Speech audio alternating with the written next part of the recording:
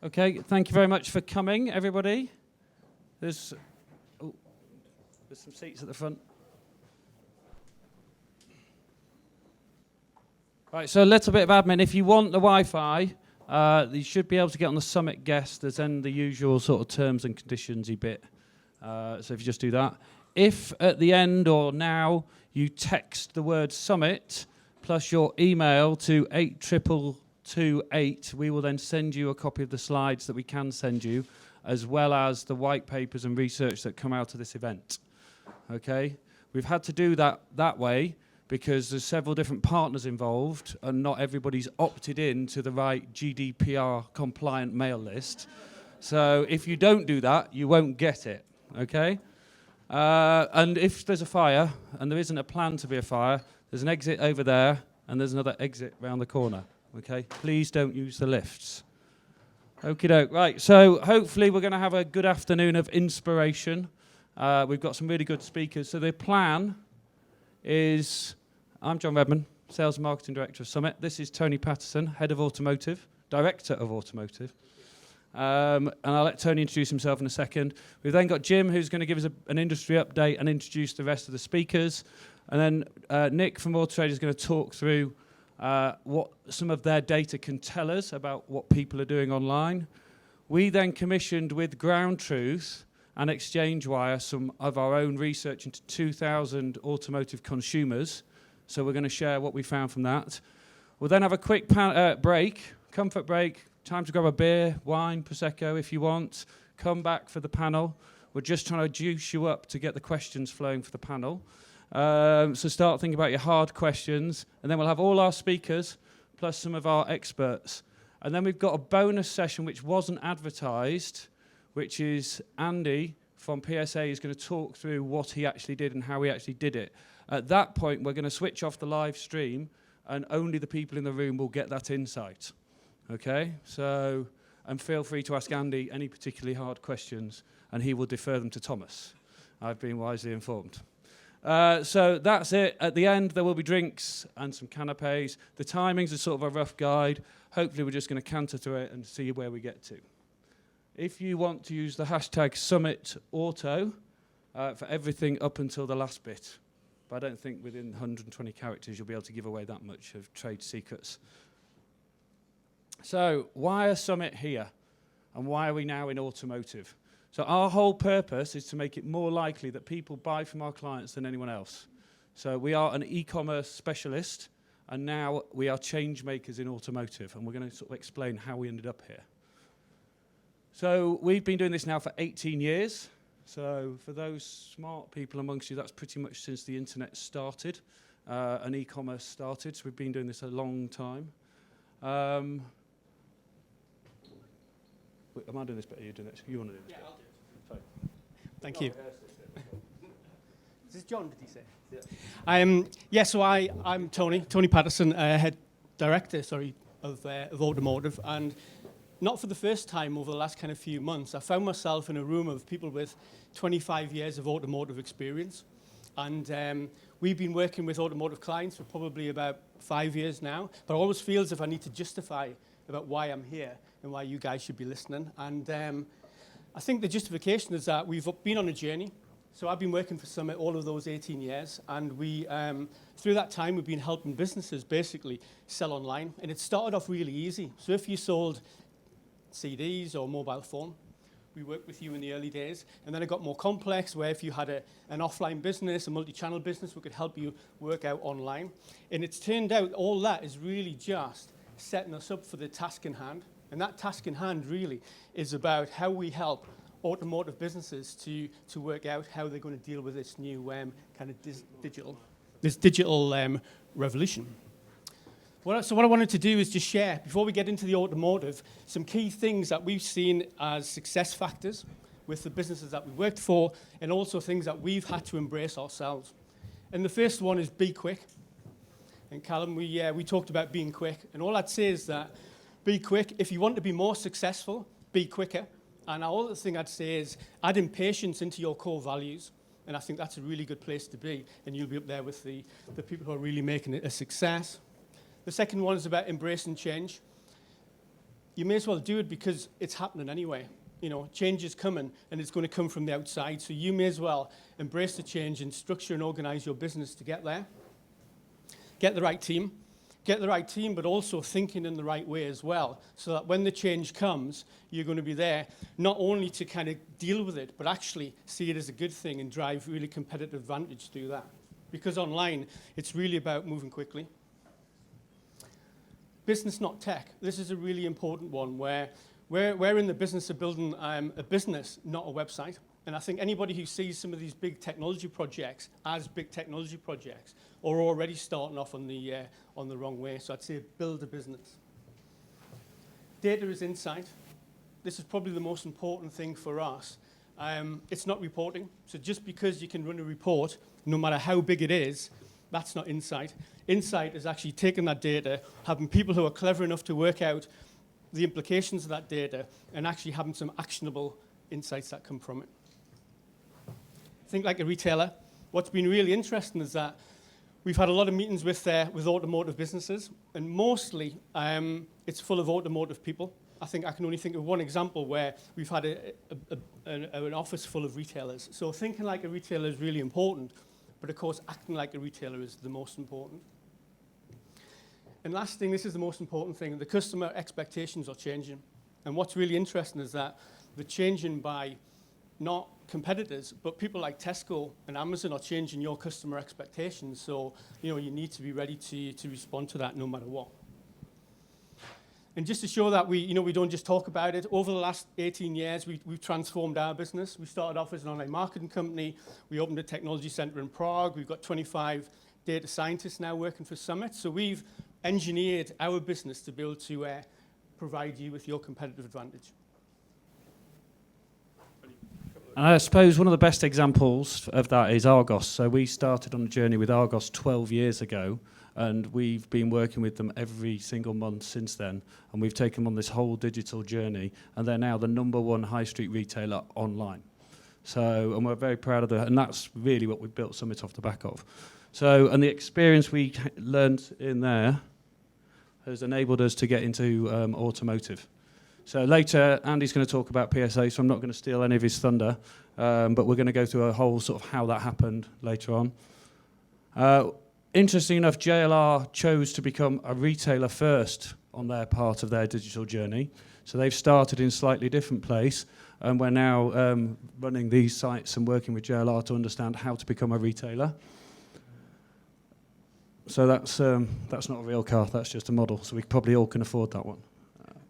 So, but how do we then apply those into our automotive and what you're here to learn today? So in the early days, we thought selling CDs online was quite tough. The reality is that it was tough, but it wasn't as tough as maybe the challenge that we've got now. So again, these are some common themes that we see in every meeting that we've been to. The first one is it's complex. To build the technology is complex. To transform the business to use the technology is even more complex. And arguably, if you're then going to use that technology in that new business to sell more cars than what Amazon might want to come and do, that's even more of a challenge as well. So it's complex. The next thing is it's expensive.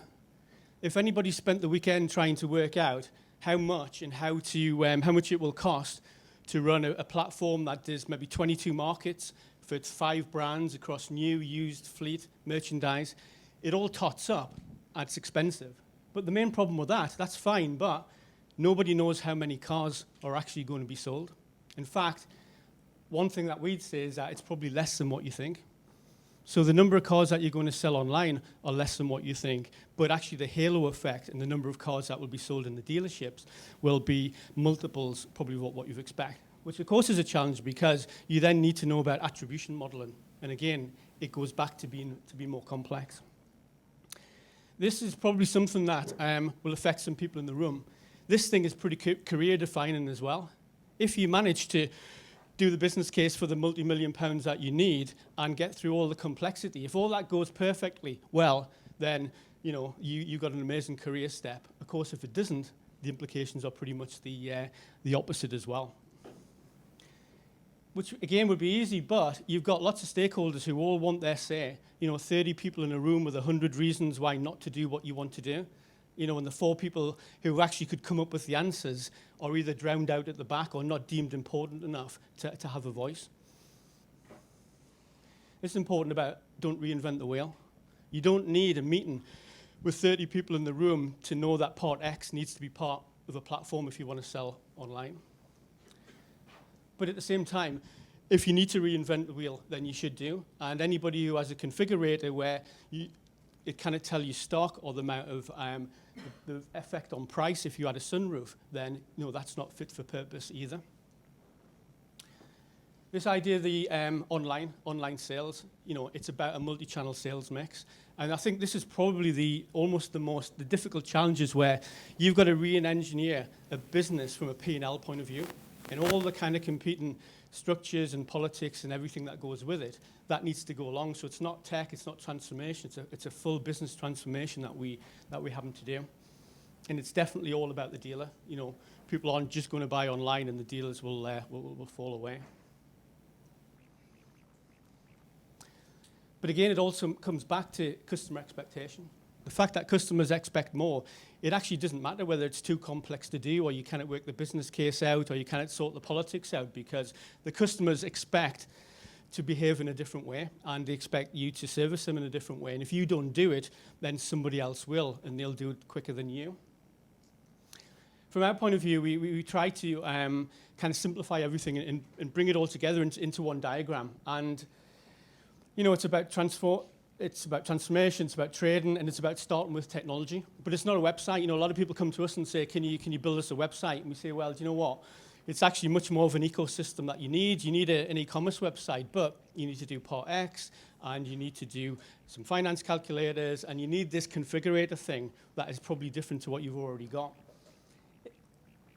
At the same time, you need to do some integration. There's going to be pretty much everybody in the business who will have to it will be affected in some way, and there'll be some new people that you need to bring in, some digital e-commerce experts to actually run the platforms. And run the platforms is about being a retailer and thinking like and acting like a retailer. Then really the challenge comes, because if you do it once for the UK, you've then got to do it for however many other countries that you work with, and then for however many other products as well. So it's all about having a plan and having a systematic approach that says, at the start, what do we need? And if it's just a technology solution, then I'd suggest that it's not the right plan. So that's why we feel we're authorised to talk about this now. So we're coming at it from that side, and now we're going to pass over to Jim, who's going to talk about his views of how the internet has impacted what we're all doing.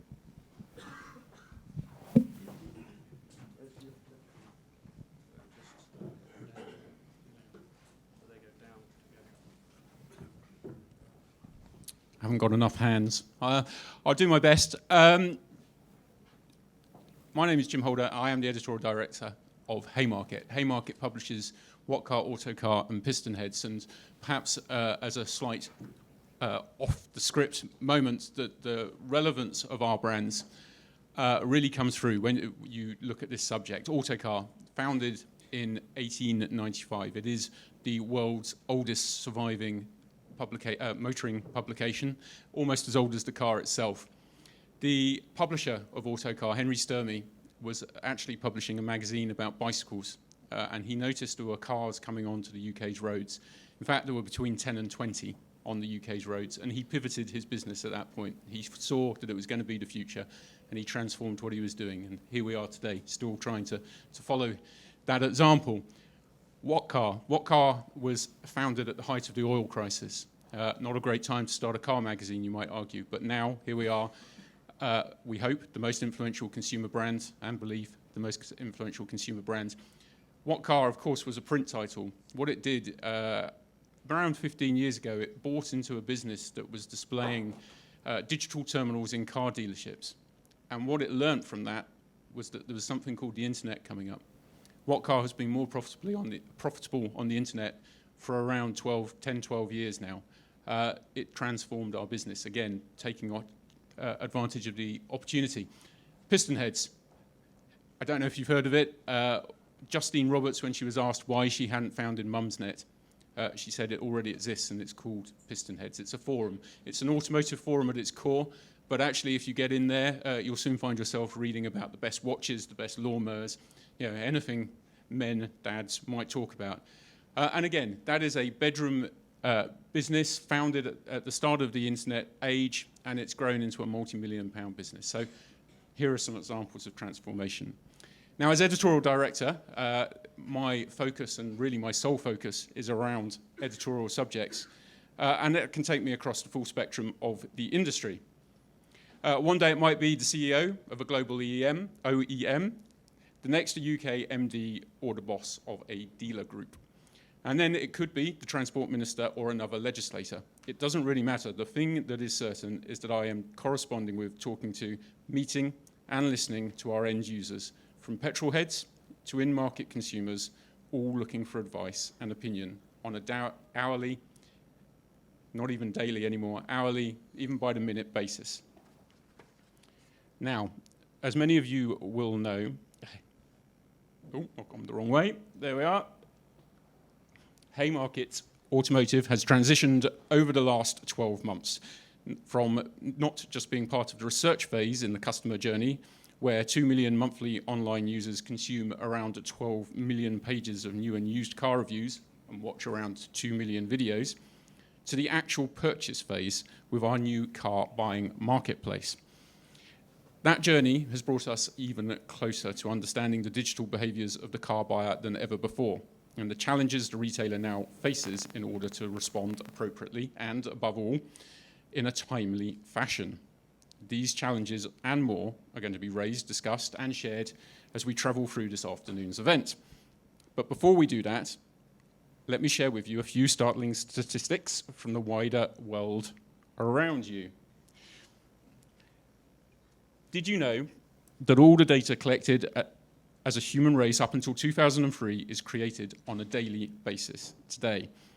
And if that isn't mind-boggling enough, 90% of the world's data didn't exist 12 months ago. When you consider those figures, it's hard not to realize that we're all suffering from information overload. With so much data available in all shapes and sizes, we're forced to apply ever harsher self-filtering, be that through social networks, apps, aggregation platforms like Flipboard, or digital tools like comparison websites, or even peer-to-peer platforms like TripAdvisor. And in doing so, whilst we may not have everything, we have enough to make informed purchasing decisions. We are in control. You see, people trust themselves and other people more than, unsurprisingly, the salesperson, whose job it is to take your hard-earned cash off you. This plays out in the car buying journey, of course, but what can we do to help them? In a recent piece of internal research for Haymarket, more than 1 in 2 consumers told us that the second most frustrating part of buying a car is choice. There are too many models, options, finance deals, and more. It can be suffocating, paralyzing even. Bizarrely, there is a common perception that more choice is better. I don't believe it. It's not.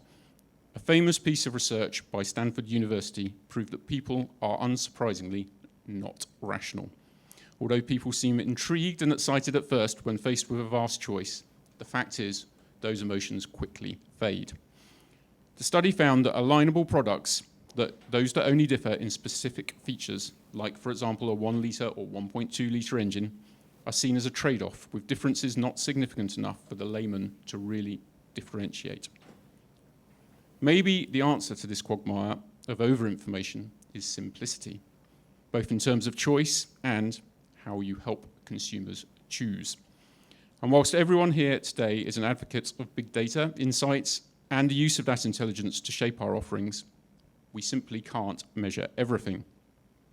In fact, and here's another amazing statistic, it is estimated that dark social, that is everything from instant messenger services, SMS, emails, and direct messages on Twitter, LinkedIn, and all of that, accounts for around 85% of all social communication.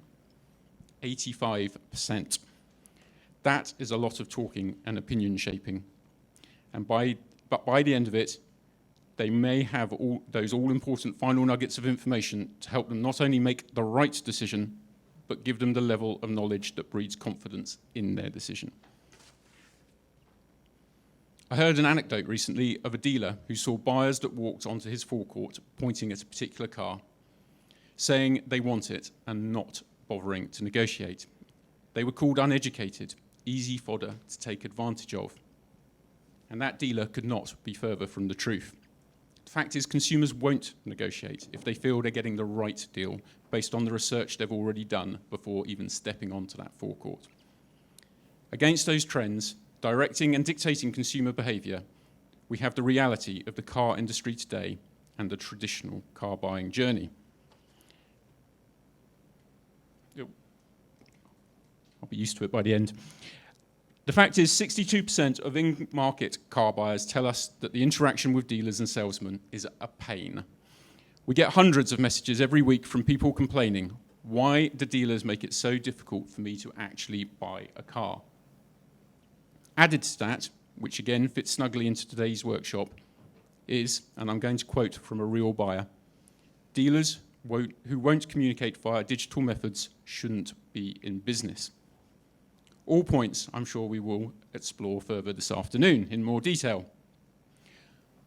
From an economic perspective, there is no doubt we are in a declining market at the moment. Sales for 2017 were down by more than 5%, and the dealers I talk to on a regular basis suggest that manufacturers are already underplaying the potential decrease in numbers for this year. We all know that negative headlines will be especially negative in the first few months of 2018, as they'll be compared to year-on-year figures from the last couple of record sales years. It's a sad fact, but gloom always breeds gloom. However, if you look longer term, the outlook remains positive. If wealth grows, as most predict it will over 5 and 10-year cycles, so more cars will be sold. The papers may say we are heading for oblivion. I might even believe some of that, but few predict that oblivion will be totally catastrophic.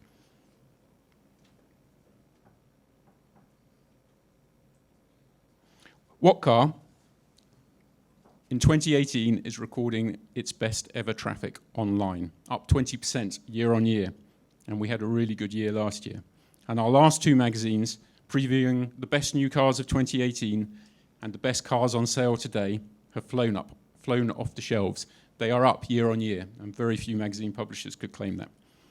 People are doing their research, adding credibility to the argument that consumers are merely holding off from buying rather than cancelling their purchase altogether.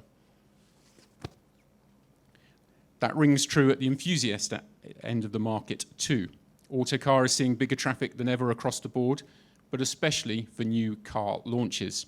Through our lens, where a new car launch has always led to a big boom, those booms are bigger than ever. Likewise, our piston heads forums are generating more conversation than ever before. These kind of stats do not lie. Less people may be learning to drive and getting into motoring, but enthusiasts are more active than they've ever been and more vocal. And yet, perhaps even more alarming than the dip in new car sales, and certainly not unrelated, the market has also been hit by demonisation of diesels and subsequent consumer ambivalence.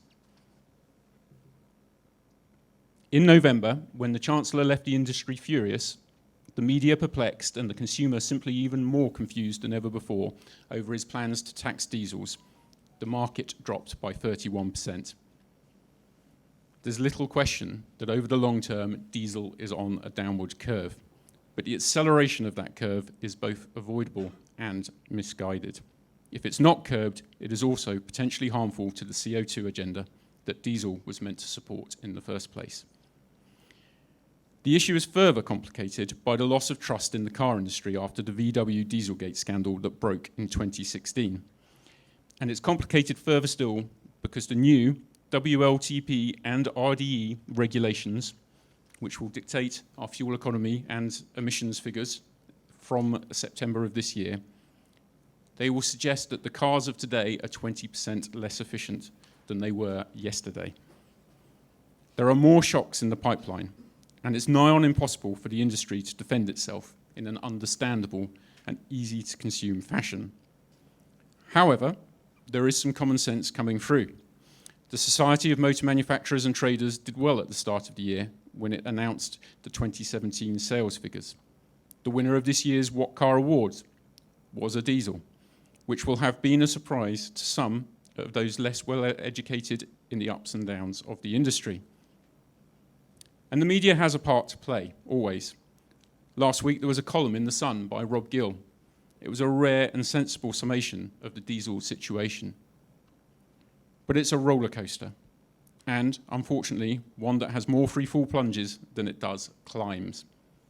Witness the Aston University study that was released at the start of the year, which proclaimed that diesel sales would continue to plummet for the next 7 years. It didn't help. I'm not going to go into that debate today. We'd need more than a few hours. But it is a demonization of the way the mainstream media, but it is a demonstration of the way the mainstream media ecosystem, the consumer's need for simplified information, broad environmental pressures, and the government's ill-defined, or maybe even undefined, policy making can hit the car buying journey in such a dramatic and immediate fashion. During this news cycle, we have seen manufacturers of electric vehicles offer 30 to 40% discounts off list prices.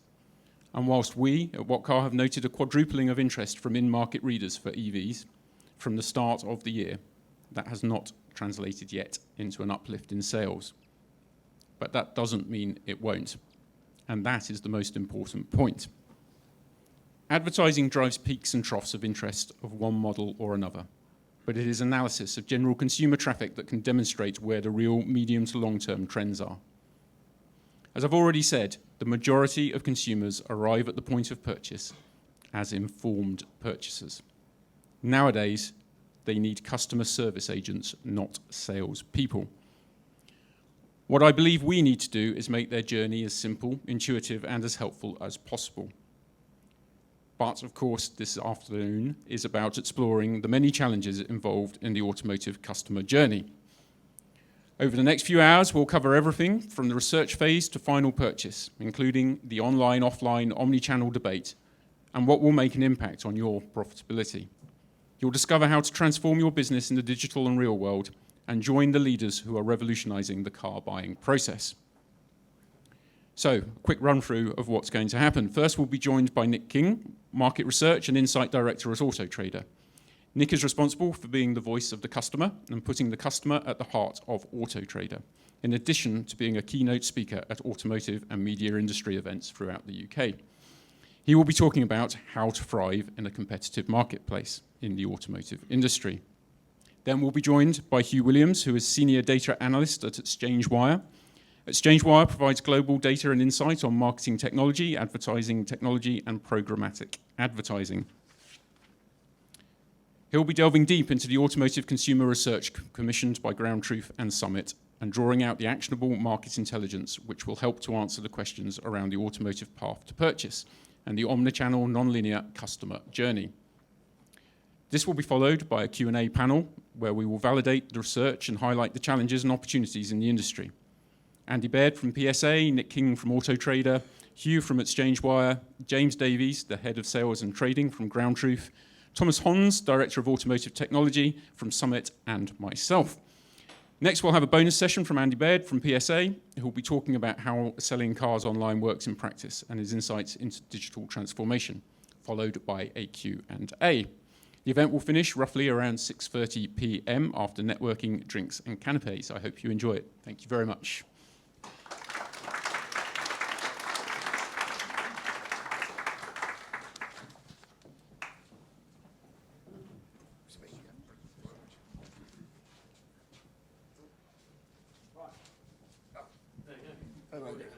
Nice and easy, thank you.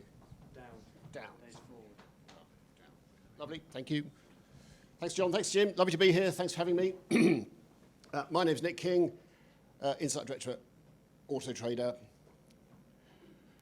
I've been in marketing and research for over 30 years. I've been at Autotrader for 11. I'm fascinated by people. I'm a consumer psychologist. I've been studying it for years. I'm fascinated by the technology and by how the world reacts and how we can all change. I'm basically a very nosy person. I'm just a researcher. I've always been in this kind of industry, apart from a few years ago. I was, in the early 90s, I was a guitarist in a indie band, and I had a wall of Marshall amps here, and they'd blown my ears away, and I'm now stone deaf. This ear doesn't work at all, and this ear has tinnitus. So I say that because if you've got questions later, and please ask questions, I can't hear. You have full permission to shout at me, but not right away. But, so, you're all experts, and that was a fascinating, Jim. I'm basically going to agree with everything Jim said. Hopefully, you'll take some insights away today, a few insights that you hadn't thought of before. It's great working at Auto Trader because we have tons of traffic. Tons of traffic for an analyst is data. Data gives you insight. And we run lots of surveys. So I just want to take you through the car buying journey, some thoughts on how retailers can win today, and also a look into the future, because I'm a bit of a futurologist too. I'm fascinated by that kind of technology. But I want to take you back before I take you forward. I'll take you back a few years. 36 years ago, I was a student studying psychology and art at Loughborough, and this film was launched. It was Blade Runner, the original one, 1983, and I'm a student watching it. I'm sat there, and it is set in the dystopian future of 2019, which is next year. But 36 years ago, that was the unimaginable future. So we all sat there watching this film, and at one point, the star of the film, Harrison Ford, goes onto his computer, and we all went, bloody hell, he's got a computer, and says to the image, enhance the image, and it got bigger. And we all went, wow, it's amazing. I can't even imagine that. The iPhone launched 11 years ago, and for the last 11 years, we have all been pinching and squeezing images on our phones. Making things bigger is normal. This isn't science fiction. And in Blade Runner, there are lorries, blimps, and airships floating around with big graphics and lights on them, and words and colours and images. And we all sat there going, Christ, that's amazing. Can't even imagine that. And I was walking from Blackfriars to our office in King's Cross a few months ago, and I took this picture on my phone, and it's a dustbin lorry. And on the side of the dustbin lorry is a digital screen. Blade Runner is here. It's not quite as impressive as Blade Runner, but bloody hell, a dustbin lorry with a screen. Wow, when did that become normal, is the question.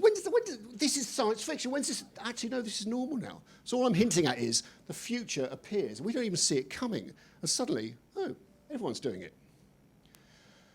And when I do present at conferences around the world, I've been in Canada, America, France, Germany, the whole of the UK and Ireland. Lucky enough, and I'm embarrassed to be asked to speak at lots of conferences. And I go and listen to a lot as well. And everyone for the last 2 years has been talking about millennials. The future of the world is millennials.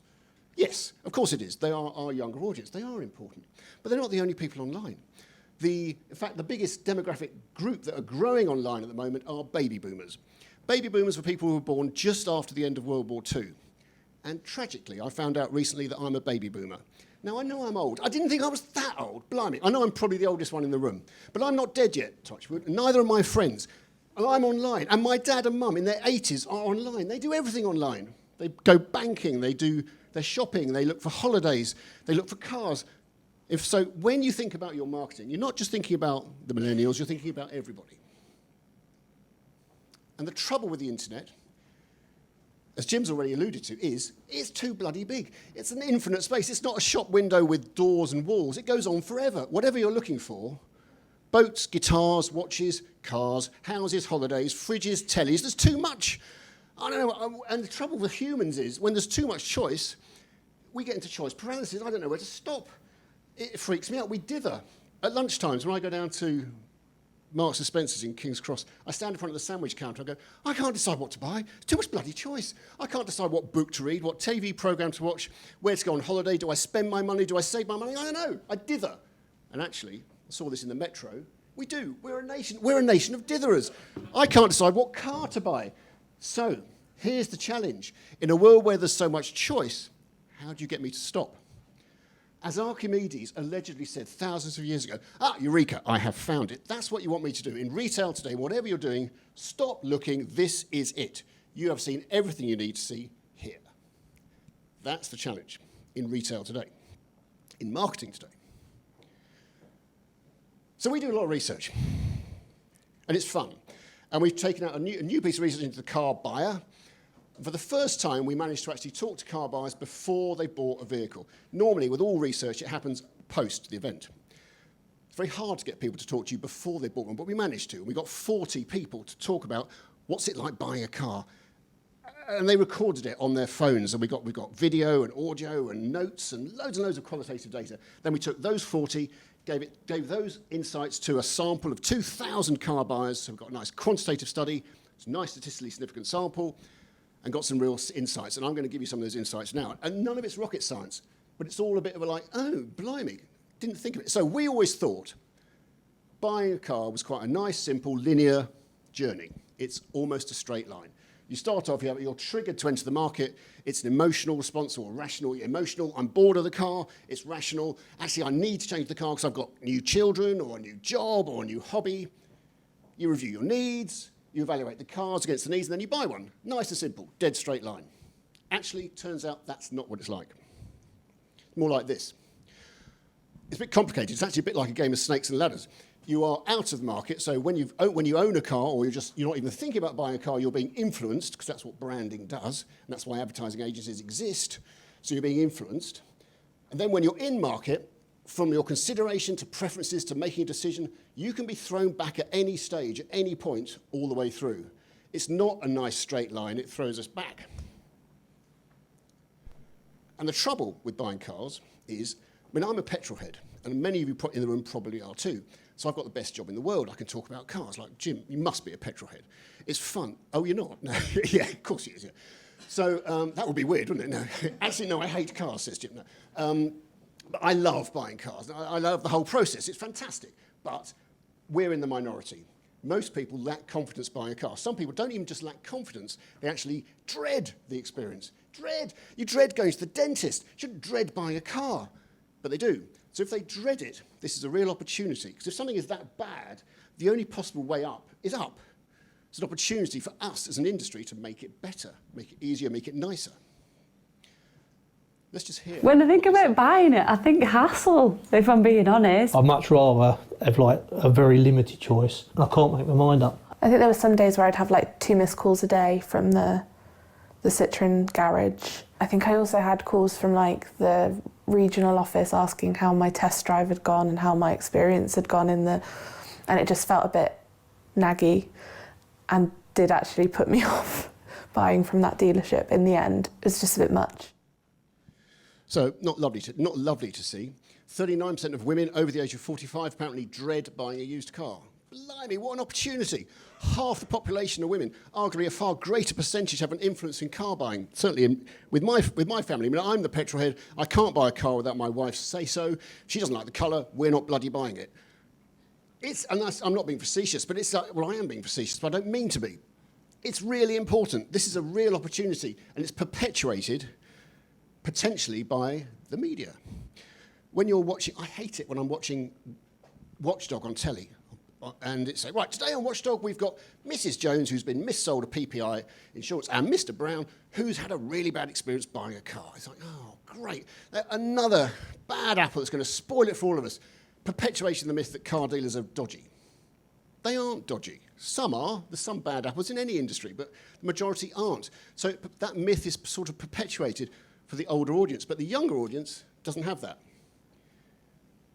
This is Ruben, my grandson. He's 10, nearly. He loves cars. He can't wait to drive. He's sat in my daughter's Audi. He can't wait to drive. He's excited. He doesn't have the preconceptions, and he's not hardwired to distrust this industry. There's a complicated slide. You probably can't see at the bottom. We just asked the question, is the service going to be great in store? And we've asked different age groups. And this dotted line at the top is buying a new car. Yes, everyone thinks the service is going to be great in store. But buying a used car, it's this green dotted line. The younger audience, 20 to 34, think, yeah, the service is going to be great in store. But the older audience, no, it isn't going to be great. They don't trust us, our industry. In fact, as an industry on trust, where do we sit? Across all different industries, as an industry, manufacturers, we sit up quite towards the top, up sort of holiday accommodation and transport. But where we actually buy and sell our vehicles, we're at the bottom, below bankers and estate agents. Really unfair. You know you're not, we know we're not like that, but actually that's the perception. No, I don't trust car dealers. Because we know we don't go online, we live online now 24/7. And when I'm searching, 2 out of 3 people change their mind, go between new, used. In fact, we don't say new or used, we say next. It's your next car. It's not a new car, it's just my next car. because I can't make my mind up. I change my mind all the time. And sadly, the majority will settle for a car that is just good enough. That isn't a great way of building a relationship in any business. If you bought something that is just good enough, a car, a watch, a bike, anything, would you go back and buy another one? Probably not. Would you tell people about it, how great it is? Probably not. The most powerful advertising in the world, as everyone knows, is word of mouth. Someone tells you, someone you trust, something great about a product, you'll go and buy another one. So that's the opportunity. If we can make this buying experience fantastic, you're going to win. Trouble is, forecourt visits are in decline. There's less people on our forecourts now. In 2010, there were 30 million footfalls on our forecourts. And according to the SMMT, around about 7.2, 7.1 million cars registered. By 2014, this had halved to 15 million footfalls. And we're still registering a similar number of cars. So we're still buying vehicles, but we're not going on the forecourts. Where are we going? Online. Your digital forecourt is your forecourt. Makes it even more important. So how do you win? As Darwin said, with the evolution of the species, it's not the biggest or the largest who survive, it's the ones who adapt to change. Jim's already said it. We've got to adapt. You've got to adapt and change. You don't want to be the Blockbuster or the Monarch or the BHS or the Woolies. We've all heard these stories of why they went bust. They didn't adapt. They didn't change. And you need to keep it simple. Brilliantly, our slides are completely aligned. Wow. Didn't he? Well done. Yes. You do need to keep it simple because we're impatient. If it's too complicated, I'm not going to use it. I don't know if there was meant to be someone from Google here today. I don't know if they're here, but I heard someone from Google saying you have 0.2 of a second to wait for something to load on your phone before you give up. That is faster than a finger click, 0.2 of a second. Blimey, we're impatient. It wasn't that long ago you sat watching CFAX or teletext, and you waited for page 1 of 40 to appear. And then when it appeared, you couldn't find the hold button on your remote control. It was, oh, Christ, and it went round again. That wasn't that long ago. So we are impatient. Now, it is not easy to be simple. It's hard. Why do we all text and use predictive texting on our phones? We do it because it's easy. But the complex algorithms and artificial intelligence which goes to power that, we don't see that. We just see a nice user interface, which we go, brilliant, everyone can do this, nice and easy, but not simple to make. So simplicity, the ultimate sophistication. Lovely phrase. Who said this? I thought it must be Steve Jobs or Elon Musk or someone technologically genius like that. Well, no, it was someone who was a technological genius, but it was a long time ago. The person who said this was Leonardo da Vinci, 500 years ago, in a world where technology for him was wood, nails, and string. Electricity hadn't even been invented, but he still saw the truism in this phrase. So if it was true for him, it's got to be true for us today. Because this is the reality. We consumers think car dealers are Swiss Tony, the lovely character from the Fast Show, the dodgy dealer with the suntan. When asked, only 7% said I trust car dealers. Perception. But the good news is, when they visited them, when they got me on the forecourt, that number changed. Only 8% said I don't trust car dealers. 92% said, actually, I do trust you, because I've seen you face to face. I've looked you in the eye and I've shaken your hand. Trouble is, footfall is declining. There's less people going to the forecourts to build that trust. So how do you build trust? Actually, what is trust? Why is it important? Well, trust is based on experience. But if I'm not going to experience you, I need to build it in another way. And we asked our audience, just like What Car and Autocar and Pistonheads, we have a huge audience too, and we can ask them questions, and we asked them, and our audience said to us, as a car dealer, you might think this is blindingly obvious. As a manufacturer, you might think this is blindingly obvious. But consumers say, why can't I do a Partex guide? Why can't I get a guide? I don't know what my car's worth. Give me a clue here. Are your vehicles priced fairly? Give me a clue here, I'm not sure. We live in a transparent world now of pricing. Zoopla, the estate agency group, launches 10 years ago. And the unique selling proposition for Zoopla was, you can see the price of the house you're about to buy, what it went for last time it was sold. So therefore, you can see what your neighbour paid for their flat or house. Blimey, you never used to know this. This was secret information. Now I know what the price of houses are. Wow. Complete transparency. And as a result, have we seen house prices in the UK fall off a cliff in the last 10 years? No. They've continued their inexorable climb up because all it's given us is information, data, confidence to buy. So why not have it in our industry too? Do you not offer finance? Well, you might think blind. Of course we offer finance. All dealers, all manufacturers offer finance. It's obvious. But actually, no. One of the biggest providers of finance is Sainsbury's Bank. Because as a car buyer, you think, I was going to the bank and get a loan. Why should I go to the dealership? So it's promoting all of these things. Why have you only got one picture? No dealerships have one picture anymore, but some still have 4. You can put up to 100 pictures on Auto Trader now. No one's going to put 100, but show me everything, create desire for this car. How do I know I won't get ripped off, or will you look after me, or have you not got any satisfied customers? Ratings, reviews, testimonials. When did you last buy something on Amazon without seeing a review or a rating? Of course we don't. This is obvious, isn't it? You think, blimey. But these are the little tweaks and measures you can make to improve and grow today in retail. So what's the difference between success and failure? Well, failure is far too big a word. What makes some dealers more successful than others? More research. 70 interviews across franchise and independent. Lots of qualitative talking, and then we put some quantitative data behind it. We asked to look at their stock. We said, how desirable is your stock? How quickly are you selling it? How long are you keeping it for? How quickly do you change the price? Average days to price change. What's your ad view doing versus others? And the ad view on any classified listing is your digital forecourt. How many pictures? Have you got video? Does it look good? Is the price right? Is the attention grabber there? All the classic stuff you do to grab me and make me not move any further and say, yeah, this is the one I want. How are you doing similar ads? And overall, what's your average days to turn? And what came out was simply a shifting mindset. The more successful retailer today has a different mindset. The dealer is stuck in the old way. Dealer fixed, I don't want to change. The successful retailer is open for a new idea. The successful retailer knows, actually, that power used to sit with them, but it's now moved. Power shifted to the consumer. Because we're all online. Jim's already said it. We're all online, 24/7, and we have access, and we can talk and see and ask. It was a low-tech world. It's a high-tech world. We're all online. Local area of influence only. You only used to be able to influence me within a few miles of my postcode, but now it's UK-wide.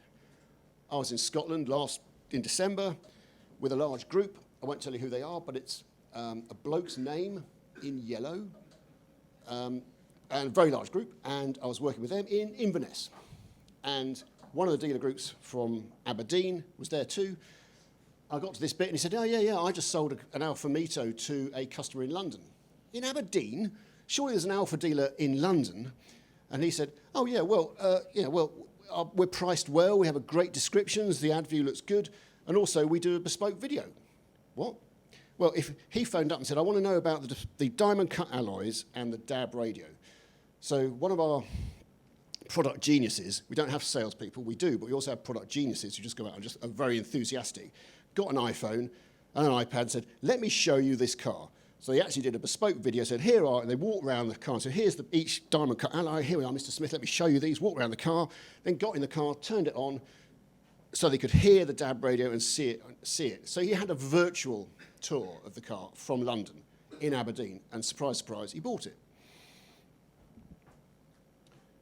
The successful retailer knows that there were decent profit margins, but they have gone down.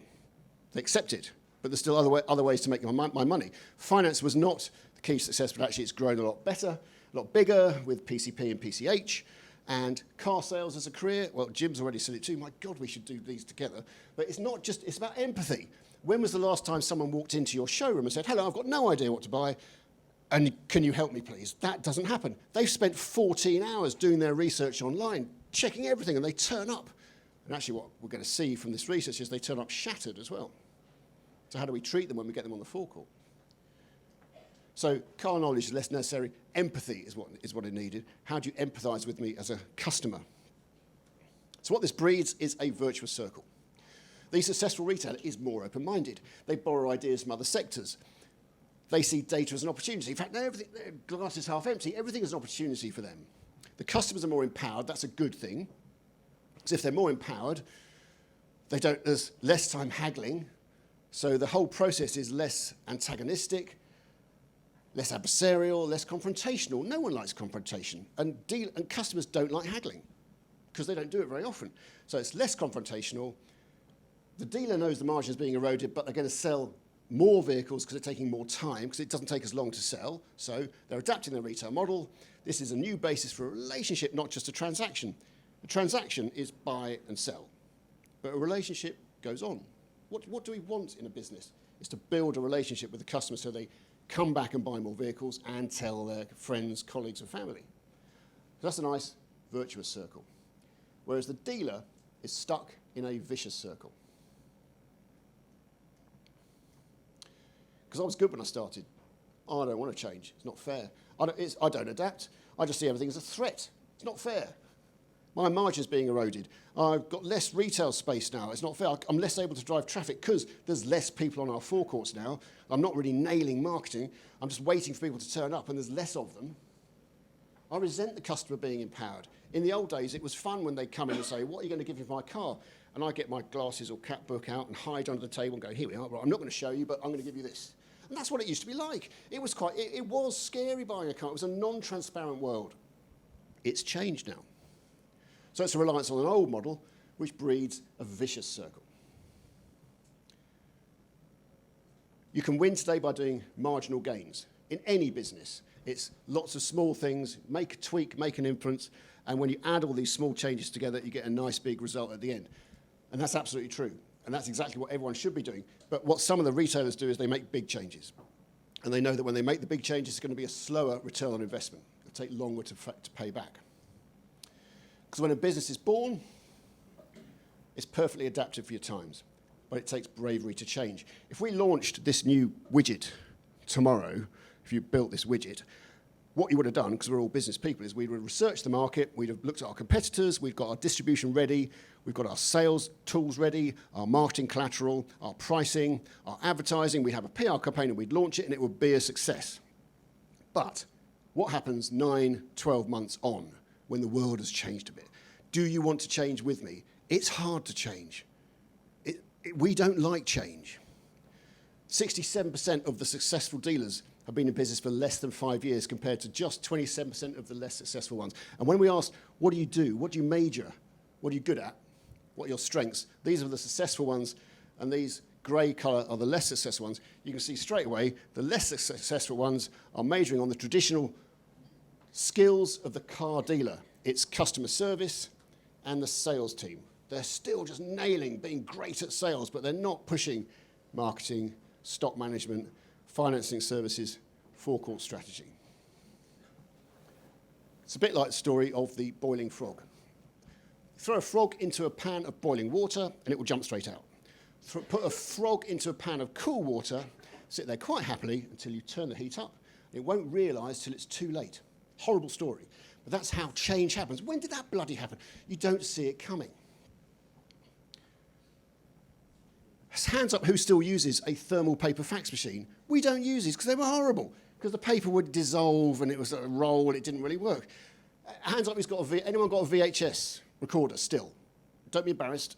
No one's got a VHS. Brilliant. Well, VHS doesn't exist anymore because the tape would stretch and break. It was a fallible product. But I still say to my wife, I taped it for you, even though it's on Sky. But your kids will never say, I taped it for you. Anyone, hands up who's got a BlackBerry? Anyone got a BlackBerry? 1, brilliant. 2, amazing. Wow. So I was presenting this to a large room. There were 400 people in the room, did the same. And one poor sod put his hand up, and we didn't all go loser. You're not a loser. But if I'd asked this 10 years ago, we all put our hands up. We all had BlackBerries, but BlackBerries didn't really evolve yet as much as they should do. Picture a Ford Fiesta Gear. In your mind, this is a Ford Fiesta Gear. 2001 model. This is what a Ford Fiesta Gear looks like. But so is this. This is a Ford Fiesta Gear, but it's 2007. Ford Fiesta Gear, the one they launched last year. Completely different car. I didn't see that change. And what every manufacturer has done, what every retailer has done, is change and tweak and make differences. When did that change? I didn't see that happening. Picture Amazon. This is Amazon. No, this was Amazon 14 years ago. This is Amazon 10 years ago, 5 years ago, today. Completely different site. But when did that change? I didn't see that change. There's a site called Wayback Machine. It's on, search for it on Google or Bing. And that's where I got these from. And you can see what sites look like. It takes images as going back, so it's quite fascinating. But so what I'm hinting at is we do it too. as does Google, as does Facebook, as does Spotify. We change and adapt and tweak all the time. And as a consumer, I didn't see that happen. So, for my car buyer, with all this change going on and loads of choice, I should be in a feeling of discovery, excitement, and brand affinity. I've always wanted to buy a Volvo, I've always wanted a Merc, always wanted a Beamer. Wow, brilliant. But actually, no, I'm still feeling confused. It is a game of snakes and ladders. I'll go up some ladders, I'll make a decision, I'll be thrown right back down again. I'm getting tired as well. It's like I'm going around in circles. I see something and think, oh, that's nice, and it leads you to something else, and it puts you off the first one. And it's so hard sort of trying to sort of compare. I'm looking like on the laptop. I've got sort of 1, 2, 3, 4, 5. I've got 7 tabs open now, like so I can sort of keep flicking back between the two, trying to sort of narrow it down a bit, really. So even when I've got to the preferences stage, I'm making preferences, I'm now in information overload completely. There's too much choice, and I'm looking for help. I'm looking for something to make me think, reassurance. Is everything okay? Am I not going to get ripped off? I want price indicators, I want reviews, I want ratings, that kind of thing. When I get to the decision stage to actually buy, I'm still seeing new information, so I'm still getting confused. I want to make sure I've made the right choice. I don't want my friends to say, oh no, you shouldn't have bought one of those. So, do I go left or do I go right? I am confused and worried and I'm concerned. Just a quickie. I've been at work the last few days and I've thought, what I want is for somebody to come to my door with 3 cars in my price range with the spec that I want, and I can pick one. But I'm sure that that's not going to happen unless I'm a millionaire. It's getting a bit frustrating now and time consuming. Okay. What a brilliant idea. In a world of choice where there's too much, wouldn't it be nice if and no one's really doing this yet, if you just come to me with some suggestions. So I've done all this, I know what I want, I'm too tired, I'm exhausted, but can you come to my door and show me something? So in the physical world, the logistics of doing that are obviously really complicated. But in the augmented reality world, and I'll touch on this in a sec, actually what we could do, of course, is show you something physically on your drive. Does it work with you? So that's what it's hinting at. One more video, I think, yeah. Here's. Hi, I've just been up the local shops, get my newspaper and that. While I was up there, I noticed a really nice looking SUV go past me. Sort of had a look what it was, and it was Jaguar, which I didn't even know they'd done one. Didn't really get a chance to sort of see the model or anything like that of it. I've just sort of come over and just had a quick sort of look on Google and sort of Jaguar F-Pace. Sort of they start from, I think it was about 32 grand. So they sort of added that to my list of possibilities, but I'm not too sure because I'd have to sort of look at the spec, because I'd want something that was probably sort of reasonable spec and probably be too much of a jump in price for me, but definitely something I'm going to consider now. So he was just about to buy an ML. He was right at the end of the purchase phase, as you can see by his Captain Mercedes badge. He also had a Jaguar badge on earlier, so he's a bit of a petrol head. But he was just about to buy it, and he saw something going to get the paper and his lottery ticket, whatever it was, and he thought, oh, that looks nice, I haven't thought of that. So we can be influenced at any point. And when people do turn up, when we do turn up at the forecourt, we are shattered. Not quite marathon runner shattered, but really tired. And what do we do then as an industry? As an industry, we put every customer into a process. The same process. We make sure they sit, because we have processes to measure our sales teams. In our industry, they're the Pendles of this world. 7 steps to sell a car, the 10 steps to sell a car. And we do this so that we can measure our sales teams to make sure they're saying the right things. But I am shattered. When you go to buy a car, you sit in the showroom, they say, right, sit down, yes. Would you like a tea or coffee? No, I'm fine, actually. So what car are you looking for? Are you sure that's the car you're looking for? Do you have a part exchange? How are you going to buy the car? Eventually, you might get a test drive. It can take hours. That's not the fire alarm, is it? Even I could hear that, blimey. Is it the fire alarm? No. Yeah. I imagine it's a bit louder. So, you're exhausted. Half of new and used car buyers just rock up. They don't make contact. And 71% of them, when they turn up, want to test drive at the very least or buy the day they turn up. So there's a challenge. When they rock up, they are hot. What's it like buying a car? What were the best parts? The best parts for the car buy was picking it up, looking at it and test driving it. When I first drove it, felt like it was the one. No pressure from the salesperson. Looking at the car, very emotional. What was the worst part about buying a car? Haggling, upselling from the dealer.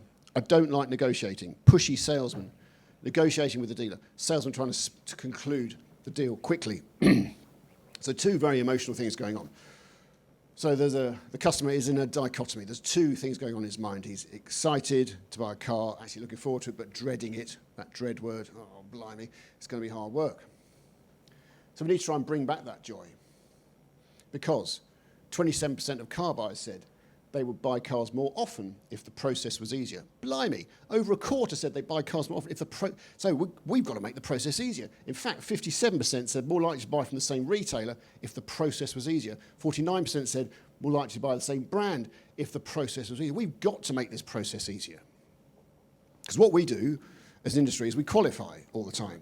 We qualify you when you come in, we make sure. But actually the word shouldn't be qualify, it should be clarify. Can I just clarify where you are on the journey? And a great example of a company that does this really well is Apple. You go to buy an Apple product, go to the store, you're greeted by a man or woman in a t-shirt and jeans, and they go, hello, do you know what you want, or do you need some help? Just two simple questions. Do you know what you want, or do you need some help? If you know what you want, I'm going to get you in and out of here quickly, because I know you're impatient. But if you need some help, I'll put you through a process. So I bought this iPhone 6S in December last year. I knew what I wanted. I wanted a 6S. I went into Apple.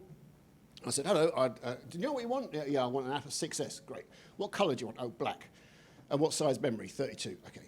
Oh, okay, we'll order it for you. Do you want a case for it? Yes, please. So I chose a case. Within about 4 minutes, I'd paid for the phone, 500 quid. Not showing off, I just bought it and left happy. Brilliant. That was quick. My mum is 85. And I said, you've got to get an iPad because they're brilliant. And she went, will you come with me? I said, no. I'll go. I said, okay, I'll go on my own. No, I will come with you. No, I'll go on my own. So she went on her own. She rocks up at the Apple store. Similar scenario, bloke in a t-shirt. Hello, do you know what you want? Yeah, my son says I've got to buy an iPad. Do you know what you're buying? No, I haven't got a clue. Great, in you come. Sat there. She played with all of them, took hours, bought a really expensive one, and the pencil thingy, and the case. Spent about £1,000. So, oh, fuck it, how's my inheritance going? I'm happy for her, but anyway, so totally different experience, but she loved it. So we treat in our industry everyone the same, but actually a great example of that is we're all different. So what's the future hold? Some futurologists tell us that by 2019, by next year, robots will be doing a lot of our manual work that we do. That was a futurologist a couple of years ago. Are we all going to be Robbie the Robot from Forbidden Planet? No. Actually, robots are already here. Chatbots are robots. Artificial intelligence powers how we text. We use robotics without really realizing it. It's super complex stuff. I was at a conference last year on augmented reality and robotics. I was actually at a couple of them. I was lucky enough to present and to watch. And someone from IBM Watson was there, and IBM Watson, this amazing quantum computer was built, and they did a quick challenge with Jeopardy, that weird American game show where they tried it out and it won, just to prove how clever it was. And quantum computers are amazing things. I'm not a quantum theorist. I'm not a physicist in any way. Someone was trying to explain it to me. I bought quantum theory for dummies and got lost. But what quantum theory essentially is, computers deal in ones and zeros, and they can do 1 or 0 individually, but a quantum computer can do 1 and zeros at the same time. It's really fast. And this bloke from IBM Watson said, if you put all the computers in the world lined up together at the moment, not the quantum ones, just the standard ones, and asked them to translate all the words in Wikipedia into Spanish, from English, it would take 3.5 hours, and we wouldn't be able to use those computers, so the world would sort of stop. But if you use a quantum computer to do it, it will take 1/10 of a second. Blimey, that's how quick they are. And this technology is coming here now, it's sort of available. And it helps us do, it helps us do things, we're not just going to type, we're going to use our bodies. We're going to use our fingers. We're going to use our ears and eyes and our faces to actually interact now. Facial recognition is absolutely here. You can order a chicken in Japan by smiling at a phone. You with facial recognition, you really can. This is the ultimate KFC. You haven't even got to talk, you just got to smile, and it will say, oh, right, okay, I know what you want. Wow, how amazing is that? The iPhone X, of course, has facial recognition. That's one of the things it came out with. You can configure a Bentley Bentayga they have a technology which looks at how you react visually to stimulus, and that helps them build a Bentley Bentayga for you. I mean, wow, it really is weird robotics. Voice technology is coming. At the CES, Consumer Electronics Show in Las Vegas this year, everyone was talking about voice. And the great thing about using your voice is, of course, it's much easier to talk than it is to write things down. And in the world of connected cars, as they all become more connected, we'll just be talking a lot more. Siri's got a lot better now. I don't know if you've used it recently, but that technology has got a lot better. But technology doesn't always follow this brilliant Gartner's hype cycle. And I'm sure you've seen this before, but the hype cycle really shows how things evolve, and everything goes through a peak of inflated expectation at the top when everyone's going, oh, this is the next greatest thing. And actually what then tends to happen is it goes into a trough of disillusionment. And that trough of disillusionment can last ages.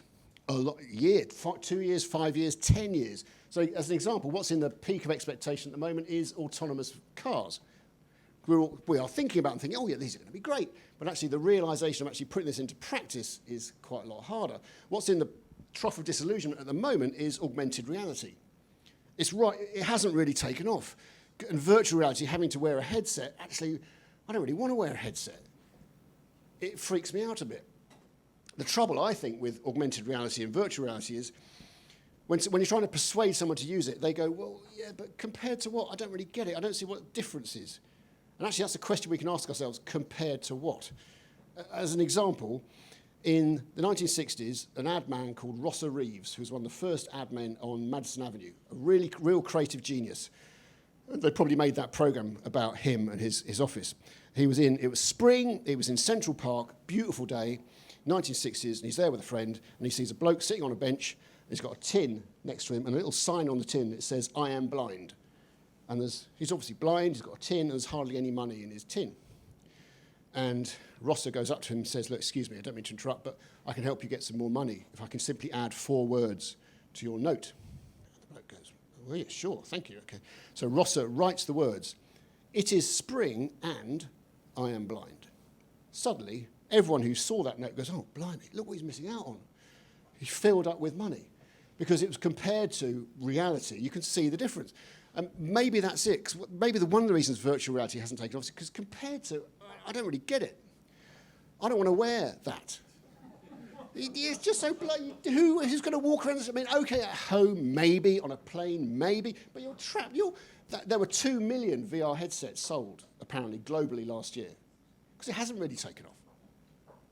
But what would make it better, perhaps, is actually IKEA have an app based on a tablet, which lets you put whatever you just bought through virtual reality into the street. Ah, now I can see it in reality.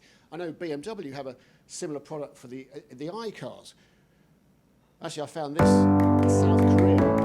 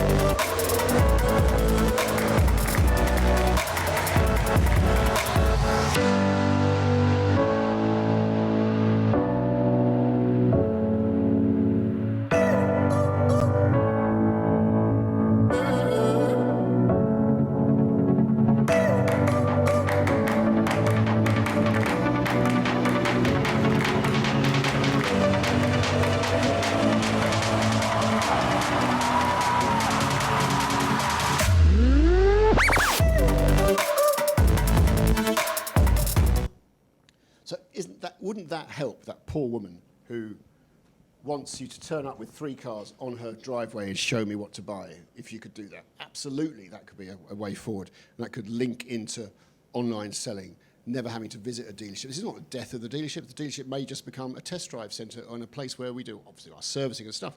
Dealership still exists. Online retailing really could begin to really take off. There's estimated 20 billion things going to be connected by 2020. 20 billion! Blimey, we're all going to be connected. Does that mean we're all going to turn into this mad bloke? This is Professor Warwick. I met him at a conference last year. He's the world's first bionic man. He's a professor. He's at Reading, and 20 years ago, he put a chip in his arm, the sort of microchip you have in a dog, which allowed him to open doors remotely. He's mad. He's a bit mad. Then a few years later, he got this thing attached to his arm, which looks like Alien, and there was a video of him doing this.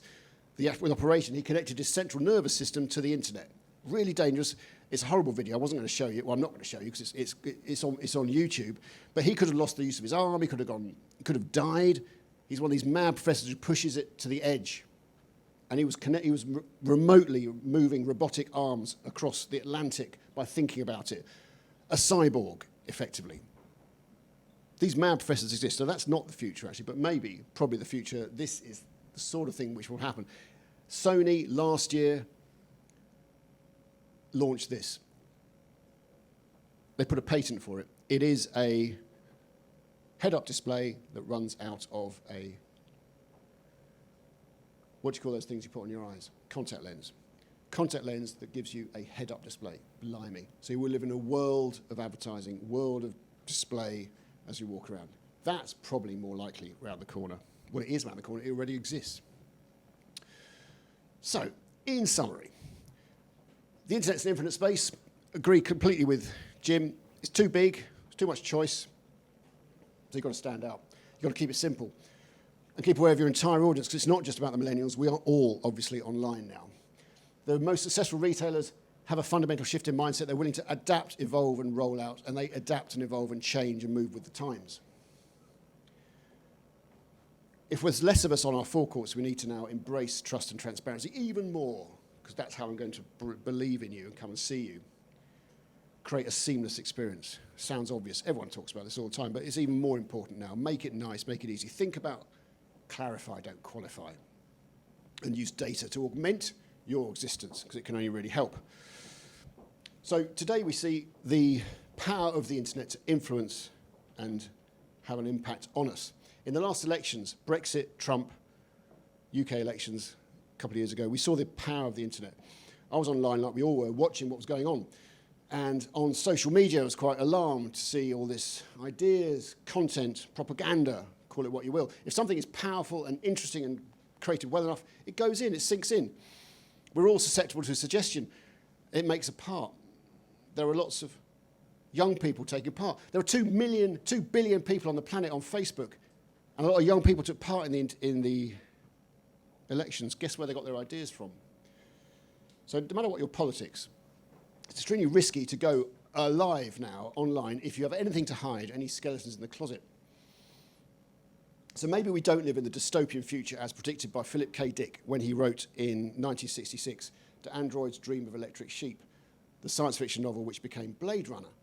But we do live in a world where you can win today if you embrace trust and transparency, are open, true, honest, and try everything you can to create a nice, seamless experience. And this is the phrase you want people to think about when they're looking for a car. Or anything. Stop looking. Don't look any further. You found it. Everything you need to see is here. That's it for me. Thank you very much.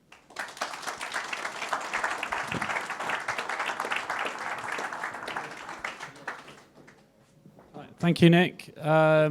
Please store up your questions for Nick. He's going to be on the panel later, so please make sure you come up with lots of good questions. Oh, wrong way. Right, so Hugh's now going to talk us through some research that we commissioned to try and put all this into context. So over to Hugh. Thank you. Down. Got it. First, massive thanks, Nick. That was so interesting. How do you follow a presentation about boiling frogs and the Bionic Man with a data presentation?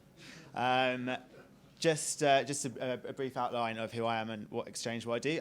My name is Hugh Williams, and ExchangeWire works across advertising technology, marketing technology, and retail technology. And the reason I'm standing here is because we've recently done a piece of research with Ground Truth and Summit, looking at the future of the automotive path to purchase and how technology is going to change that. If it is going to change it, no spoilers. That's going to be the first slide.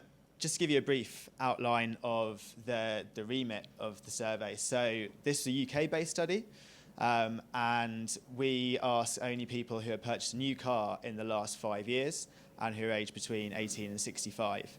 And one of the first things that stood out is that the path to purchase today is still pretty traditional. So when people are starting out their research, the initial research, they're going to car magazines and newspapers. And then when that gets further along, when they've selected a car that they like the look of, they're going into dealerships. But don't get comfortable, because this isn't something that is going to stay this way for long. And what we've got here in green is the research methods that our respondents are currently using when considering which cars to buy. And in black, what they're going to use in the future as their research methods. And if you actually have a look at it, the only two categories that are seeing a more than 5% drop-off in usage are car magazines and going in store to the dealership. And all of the other categories, mostly technological, so search engines, brand websites, review sites, are all increasing their share as a research method. So this is something that's going to be changing a lot in the future.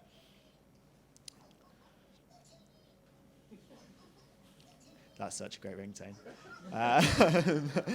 I think it's important to realise that we can't pigeonhole every consumer in the same pigeonhole. And this is a bit of research that Ground Truth actually did in the US, which shows that there's a difference between millennials and baby boomers in the time spent before they actually buy their car. Baby boomers, for example, are 20% more likely to think about buying a house just before they buy a car, and are going to visit realtors or estate agents in this time. Whereas on the flip side, millennials are going to be in used car shops and auto dealerships, basically trying to sell their old car before they buy a new car, probably to free up some cash. So I think, although the path to purchase is changing, we can't put everyone in the same bracket. And I think it is worth saying that I've said this earlier, but the role the internet's playing in actually changing how we're researching cars is huge. And this shows that car review sites and video as well, so TV and online video, is really basically that's what's causing the revolution. And all this means that we have reviews and information about cars in our hands all day long if we want it. And what this is leading to is basically that, right slide, the role of the dealership is evolving. I'm not going to say it's dying out, because it's not dying out, but it's definitely changing. As we saw earlier, the dealership is at the moment a key research method in the path to purchase. But in the future, because we've got, as Nick and Jim were saying, that it's not going to be that research method, it's going to be the point of purchase at the end, because we've done so much research that by the time we get there, we don't want to be told that we need a different model. We want to be given the keys and drive away, basically. And the fact of the matter is that if dealers and showrooms don't accept this change, then there's going to be a problem. There's an opportunity if they do accept it, and I'll come to that in a minute, but there could be a problem for them if they don't accept their new role. And what we see here is that less than a third of our respondents only visited one dealership or showroom along the path to purchase, with over half visiting 2 or 3. And what this means is that if I go to a dealership who hasn't accepted their new role, and he would try to sell me a different car, even though I've looked on 25 review sites and watched 50 videos, that I'm going to have no problem going around the corner, and if they do the same, I'm going to have no problem going to another dealership. So dealerships that don't make this change actually are risking losing business. Those aren't meant to look like that. So I will explain these. So this actually shows that the only obstacle to the dealerships isn't actually their offline competition. It's also what's happening online. The 14% bar, trust me on this, is people who said that they would never consider buying a car outside of a dealership. And that is the smallest portion of our respondents. 40% said that's price on the end, and 39% said that they could be persuaded to buy a car online if the buying process was made easier for them. I think this touched again on what Nick said. It's about technology. If the same service can be offered online as is offered in the dealership, then there's definitely ways that those who are moving their businesses online can pull people over to their new online business. Just lastly, I want to touch on the location opportunity, and this harks back to what I said earlier about there being an opportunity for dealerships that can accept their new role as a point of purchase rather than as a research method. This graph shows that 90% of our respondents feel or say that they would visit a competitor dealership if they were aware it was in the vicinity while at another dealership. And again, what this means to me as a consumer, if I'm at a dealership that is again trying to sell me a different car, even though I've already selected the model that I would really want, if I get my phone out when the salesperson's talking to me and I'm bored and I'm looking at my phone, and there's an ad there saying your nearest other dealership is 500 meters away, I'm going to have no problem walking out the door and going there as well. And that means that if dealerships can accept their new role, then location-based ads can help steal customers from those who aren't accepting their role. I think that's it. I think the message really here, I know it's been a very brief presentation, but the message is that although the role of the dealership is evolving and changing, this isn't something to be scared of, and there is actually a massive opportunity for those who embrace it. Thank you very much.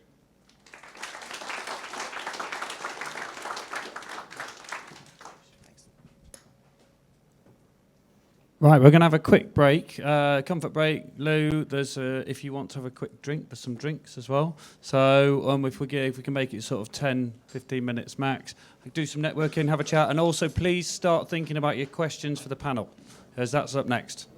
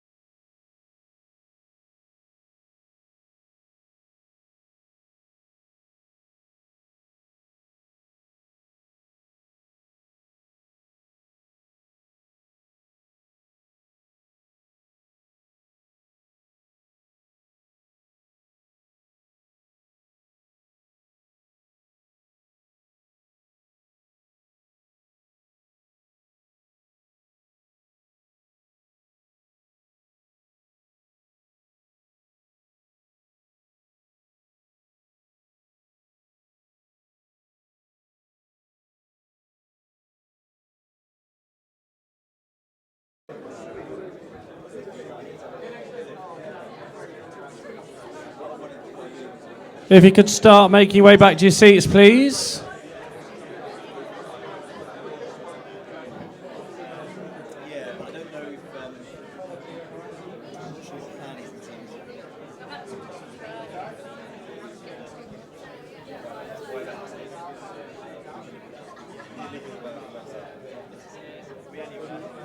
Yeah, leave your panel, grab a seat, and some water if you want. Just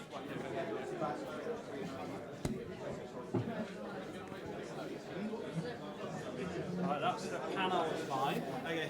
So you can, I can. What I'm going to do, I'll ask the question. They'll ask the question, and then I'll ask for a volunteer who wants to answer it first. Or if I think it. Well, yeah. So if I think you're the best person, I'll go you, or you. If it's about psychology, perhaps marketing. If it's marketing, yeah, technology.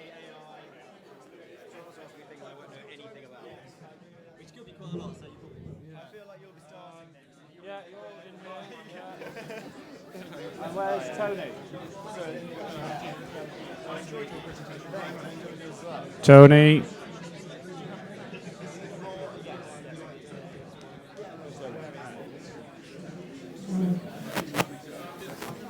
Yeah, so whoever I point to ask the question, we're going to...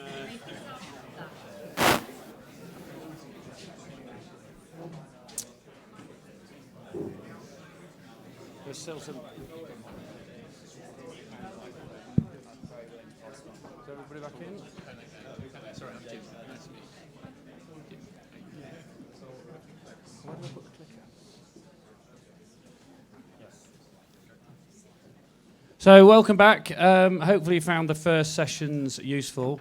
We're now going to give you all the opportunity to ask our expert panel some questions about this stuff you've seen this morning, about problems or challenges you face in your business or industry, linked to what we talked about earlier on. So who would like to kick off with the questions? If you could also introduce yourself and where you're from, that would be super useful.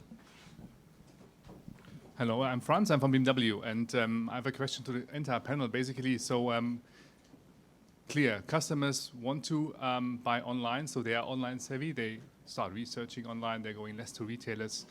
But in these times, we have always this kind of and, not or. So that means, and you have to add more cost to your distribution, because online sales is another cost. We've learned that this is really expensive. So what is the business case behind? Do we really have incremental sales to expect from the online channel, or is it just additional costs we have to suck up? Who wants to take that one? It's about money. I'm from Newcastle, so I'll always get the questions. I think we talked about the next sale. So if you're spending a lot of money selling a car once to a customer, then it's going to get expensive. If you can get a relationship with a customer so they buy the next 3 cars for you, you can take that lifetime value approach. And actually, it just becomes the cost of doing business. You know, our heritage is doing online marketing to 5 decimal places, and we turn up with a spreadsheet. But I think the reflection is, it's a brand experience now. You need to provide all touch points for customers to buy, just as a basic of being a brand. On top of that, it's then how you get to actually utilize that. Also, I think I know within some of the research that we saw earlier on, there was a lot of consumers saying, you know, I would consider purchasing a car online. Personally, I think there's a big difference between would consider doing it and actually doing it. And personally, when I think about this whole area, I don't really think of it in that sort of siloed way of you know, having this situation where consumers are going kind of, you know, right through end to end online and not entering the dealer. I think is more about how you can kind of join those experiences up, and you know, you're right. There is incremental cost involved in doing that, but I do think that is just an inevitable cost of doing business in the in the world today. But hopefully, in doing so, if we can make collectively that experience a bit more frictionless and a bit better, then hopefully the experience improves, and and people feel more comfortable buying cars and therefore spend more money in the long term. But I get it's a very difficult business case to actually make that, especially because nobody's really done it that successfully, and has the results that they can share to prove it. I think it is hard because obviously there are costs associated, but with the way that other retail sectors are looking, with so much money being spent on mobile and so much money being spent on tablets, I think that cars will follow, and I think it's a case of when you make the change rather than if you make the change. So I think cars will become one of the next sectors to see that shift, and I think it's just preparing for that. Yeah, I think it's a fair point, but I also think if you can boil it back to the quality of the lead you're getting, you may well find it's a better quality of lead. You know, it's no coincidence, as we keep quoting, 7 visits to a dealership before you buy down to 1. A much more efficient sales process. My What Car hat on, we'd like to think someone who is reading a car review is very much qualified to then go on and buy a car. The idea 12 months ago of launching this marketplace on What Car is we're trying to sell chickens to people who want chickens. We're not trying to sell them a cow, which is a slightly weird analogy. But we have the in-market audience. They want to buy a car, so let's link them up with the dealerships. And so it can be efficient. Well, obviously I echo everything everyone said, but I think it boils down to we want a choice. The consumer wants a choice. You only have to look at the inexorable rise of Amazon and how fast and efficient that has changed the way we expect to buy stuff now. So I've got this Fitbit on my arm here. I bought it at, boringly trying to get fit, but I bought it at 10 o'clock on Monday night on Amazon Prime, and it arrived at 11 o'clock the next day. And I expected it to arrive, and it was easy, and it was virtually one click. Ridiculously easy. We still go out and talk and run masterclasses for dealer groups and track how fast they respond to lead times. Some groups are talking about, we want you to get back to us in 8 hours during the day, in 10 hours during the day. Actually, I want you to get back to me in minutes. It's not about hours, it's minutes, it's speed. So the dealership will always exist. It may not have exactly the same function, but online retail is definitely here. Technology needs it to help, like I showed in that clip from Korea, where for the first time actually you can see that's how technology could help me realise actually that car looks good on my drive. It fits in my garage. It gives me a choice. So when technology completely arrives, it isn't here yet. South Korea, as we know, is always the fastest with technology. It's probably got 5G already. It was the first country I know that had 4G. It probably needs that kind of speed of technology to run this kind of technology, and we all have to have ultra-powerful smartphones to make it work. But that's coming. I don't know if that answers your question. Thanks. I think the answer is it's just expensive. We'll just get you a mic.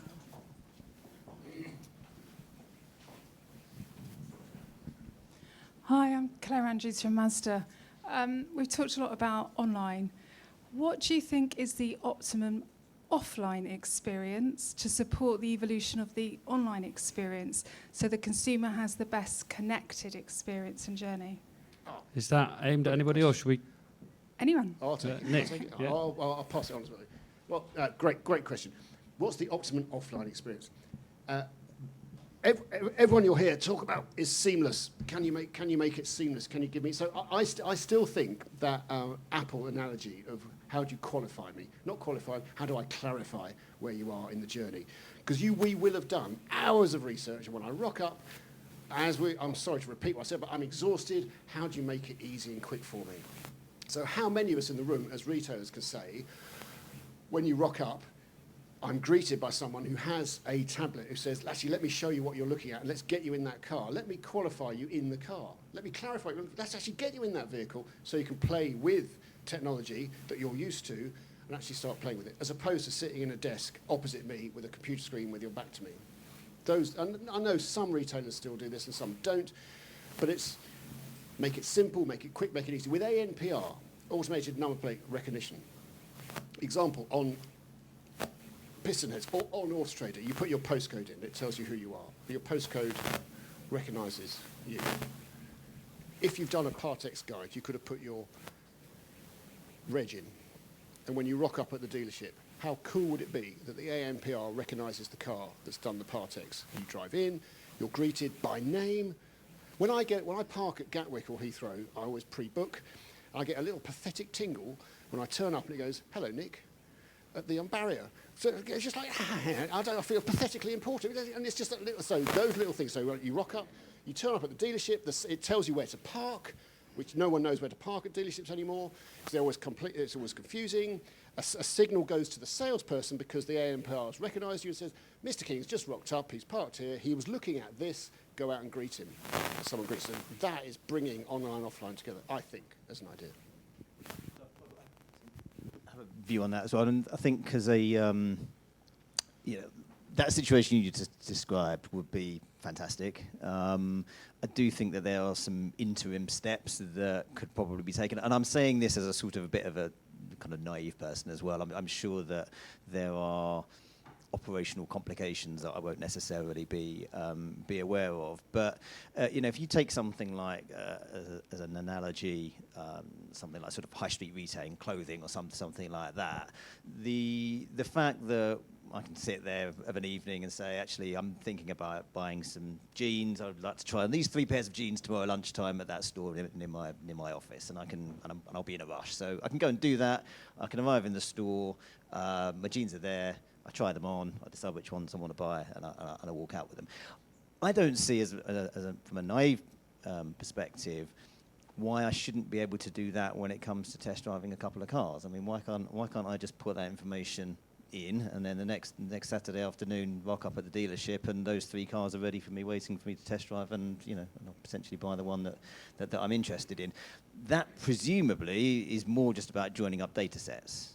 Now, again, I'm sure that that's not as easy as it sounds, but that would seem to be a pretty good start for to get to where you're talking about. Whereas the reality, and I'm speaking from experience here, is that you go online and you type in, I'm going to part exchange. I want to part exchange this car. Here's what I'm interested in. You walk into the dealer. They sit down, take your name, take your email, and they say, "So are you going to be part exchanging?" And I go, "Well, yeah, I've just given you all the details online last night, and you haven't got any of it." So I think some of that kind of joining up of data as an immediate first step should be something that I would like to think is achievable. Philip Green, the Arcadia, love him or hate him. Well, obviously hate him, but he's not very nice, is he? But he's very successful. He said with quite clarity. He said the sad thing is when people rock up at our shops, we don't know anything about them. But they've spent hours doing their research on topshop.com or whatever his sites are, but people turn up and we don't know anything about them. So potentially the future has to be when, as you've just said, how we link that database together. So yeah, that's the ever expanding challenge. Does that answer your question? Sort of. Just on that ANPR thing, I was hosting a roundtable with eConsultancy a couple of weeks ago. There is a very large petrol company that is ANPRing you as you drive up to the pump for security reasons, but then they decide what ads to show you on the pump based on what car you're driving. Okay, so if you're getting the Ginsters and the packet of crisps, there's an association to what car you're driving. So next time you see that, there's some science behind that. I thought actually they should be selling the space for the advertising based on what car, because that would probably make them more money than the margin they're making on the Ginsters. Okay, any other questions?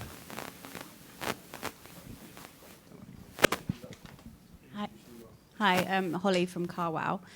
Do you ever see a future where dealerships are redundant?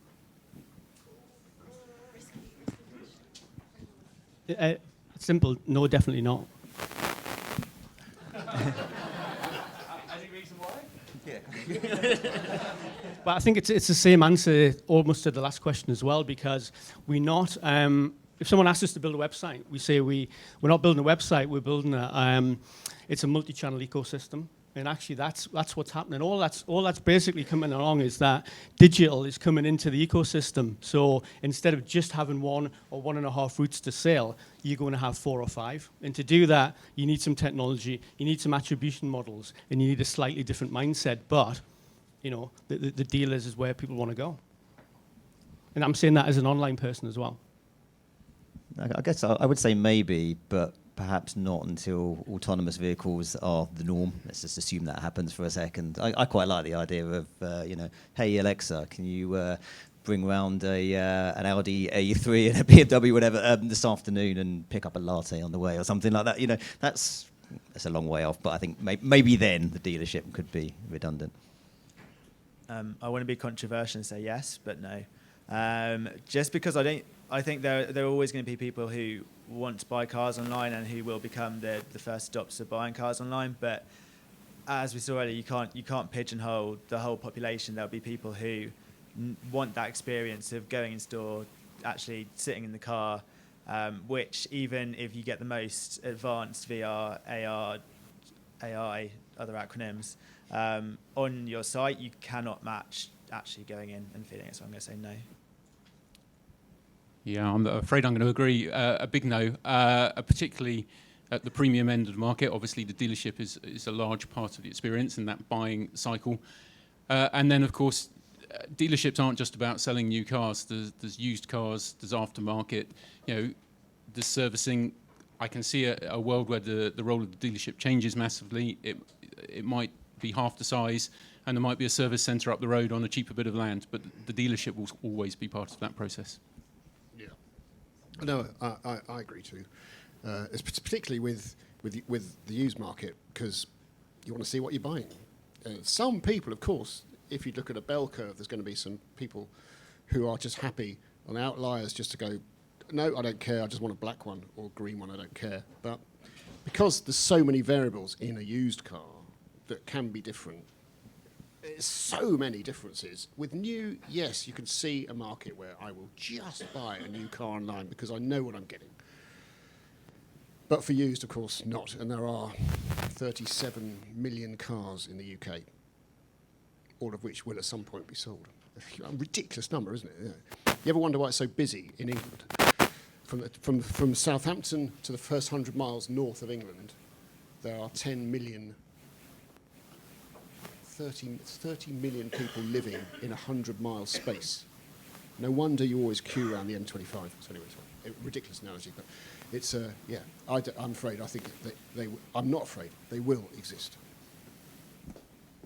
Okay.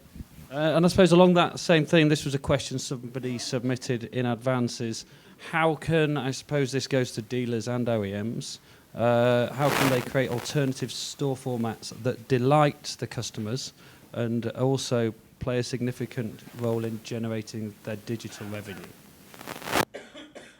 Who wants to take alternative stores? Well, I'll start. Obviously, we are seeing pop-up stores from a variety of brands, and they're bringing the dealership experience perhaps to environments. Pop-up stores in alternative environments where you wouldn't typically see them. Westfield being a classic example, and this sort of experience being driven by the growth of PCPs. Obviously, there are great statistics around the average spend at Westfield being £230. You can walk out with a new car for that monthly fee. So there is a logic to the dealership experience changing. But by chance, I promise, I was at a premium dealership this morning, and guess what? A customer walked in and he did drive up, and he was greeted by, hello, how are your brakes on your car? And the reason was it had read the number plate and it had flashed up a message. So it is happening. Well, it seems a shame when we know we've got someone from BMW, but it was an Audi dealership. A very new Audi dealership. So it is coming, and it's happening. I'm sure it's coming across many, many brands. So the dealership experience will change. It will enter into new environments, but ultimately, there are limits to what can be done.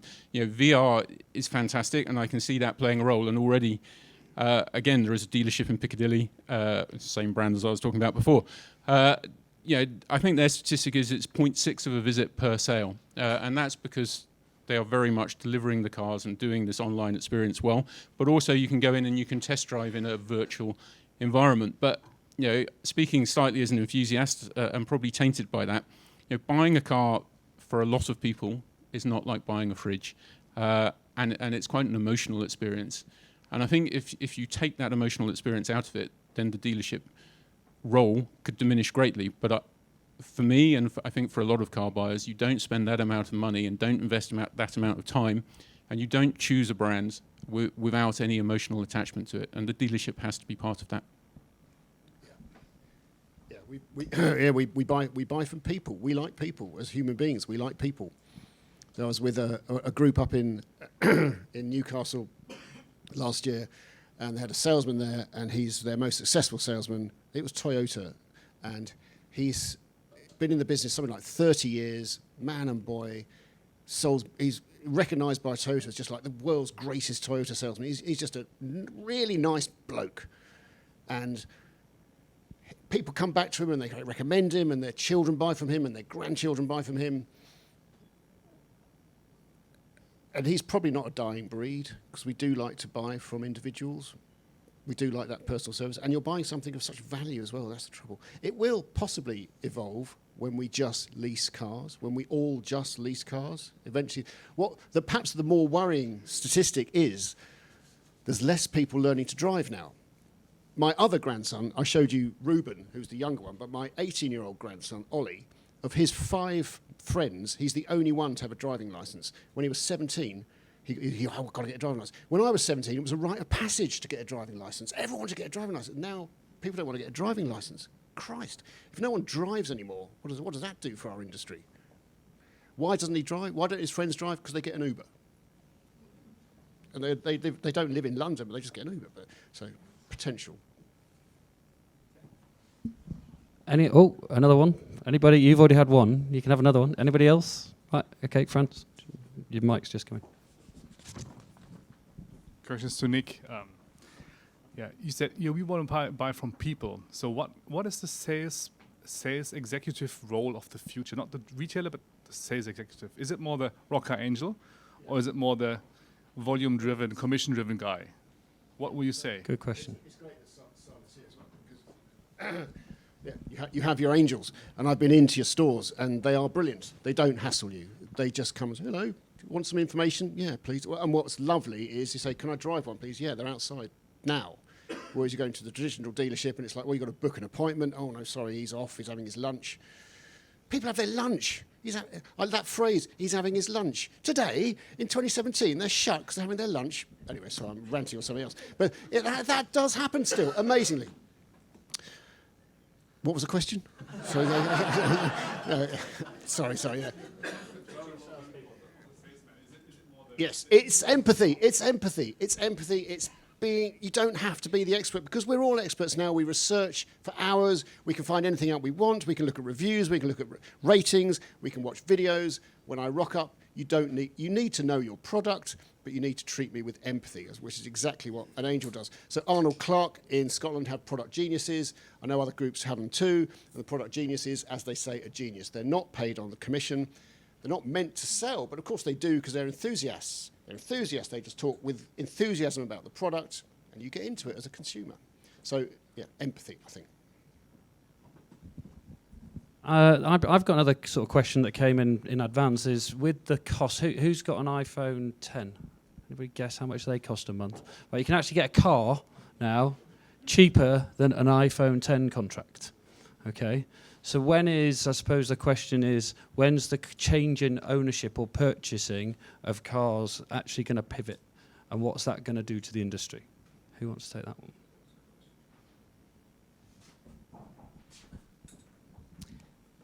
I think the answer should be it doesn't matter, as long as you're prepared for it. So if you've got a booking engine as part of your platform, then actually whenever it happens, you can then do and go whatever you want to go for it. I'll take a different question. Hospital pass. Yeah. I think I actually agree with that sentiment. I think as long as you're prepared for it, and with this be in store or online, say online for example, if you've got the information and you've got a digital assistant, an AI that can field the questions and field the queries, then it doesn't matter. I know that's not answering the question and it's dodging it massively, but there you go. Yeah, I think it has. I think it has pivoted. 86%, I think, of new cars are now sold on PCP or on some form of finance. You know, we do lease our cars now, and we haven't for a while. in the UK predominantly. And I don't really see anyone in the car industry who mourns the day that we made that switch. So the ownership model has changed to a phone style one, and it's only going to accelerate. And you know, the new technologies, autonomy, connectivity, electrification, they kind of tie nicely into that idea of the car as a monthly purchase. So it will only accelerate. Yeah. Agree. And I think actually what may change though, and what some people are already adapting, as we've seen, is you buy into the brand, you don't buy the particular model, so you pay a subscription fee to the brand, and in the winter you drive, for example, a Q5, and then in the spring you drive an A3 convertible, in the summer you want to go down to south of France or wherever it is, and you drive an estate car. So you change the brand, you change the model, but you buy into the brand. I think Audi are playing with that. I think that's a potentially great idea. But still, there's the hassle factor of having to take that car back to the dealership. What we like actually is owning something, having it on your drive. And so again, the logistics there. I don't really know how that's going to work. What's going to happen to all the convertibles in the winter? Exactly, they just sit around rusting away. Exactly. Well, we all know that driving a convertible is quite nice in the winter. If it's dry, you can put the lid down. But yes, no, that's a really good point. Really good point. Yeah. So my argument is massively flawed. Simon. Hi, Simon Dixon from Rocker. I wasn't going to ask a question, but I can't resist.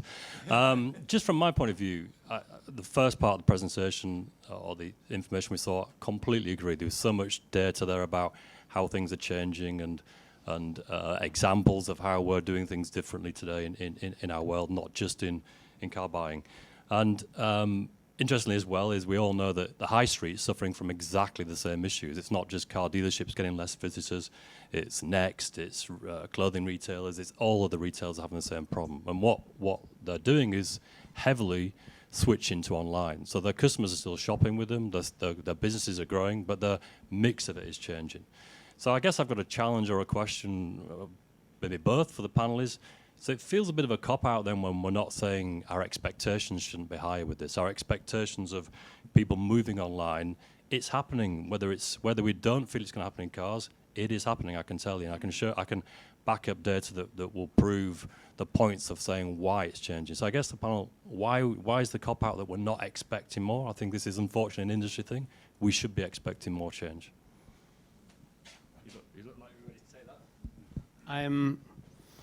I think we are expecting more, but people seem to be in a bit of kind of paralysis that says, what do we do about it? You know, it goes back to 50 million euros to roll out a platform across, you know, half a dozen countries and new, used and fleet. You know, and I just see a kind of complete paralysis and, you know, what do you do? And actually, the online thing is all about doing something and doing it quick. And hopefully the right people are just saying, we don't need to cogitate anymore. We need to kind of move on. So yeah, I mean, I would have thought people do get it, but aren't doing anything about it.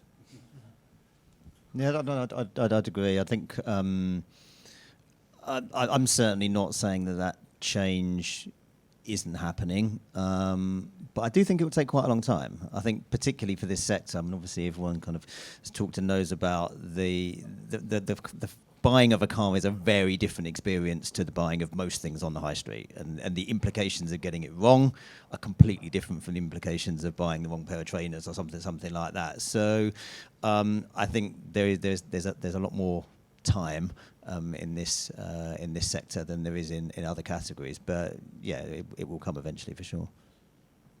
I think maybe it might have something to do with the fact that there's a lack of competition, but because everyone in the industry is taking their time to make this change, maybe they're all thinking they're just comfortable. They're thinking this person hasn't made massive strides in it, so we're happy where we are. Whereas in retail, you've got Amazon who are forcing everything online, taking stores like Next, they're taking all of their customers, whereas in the automotive sector, you haven't actually got that yet. So because there's not that catalyst, maybe that's the reason.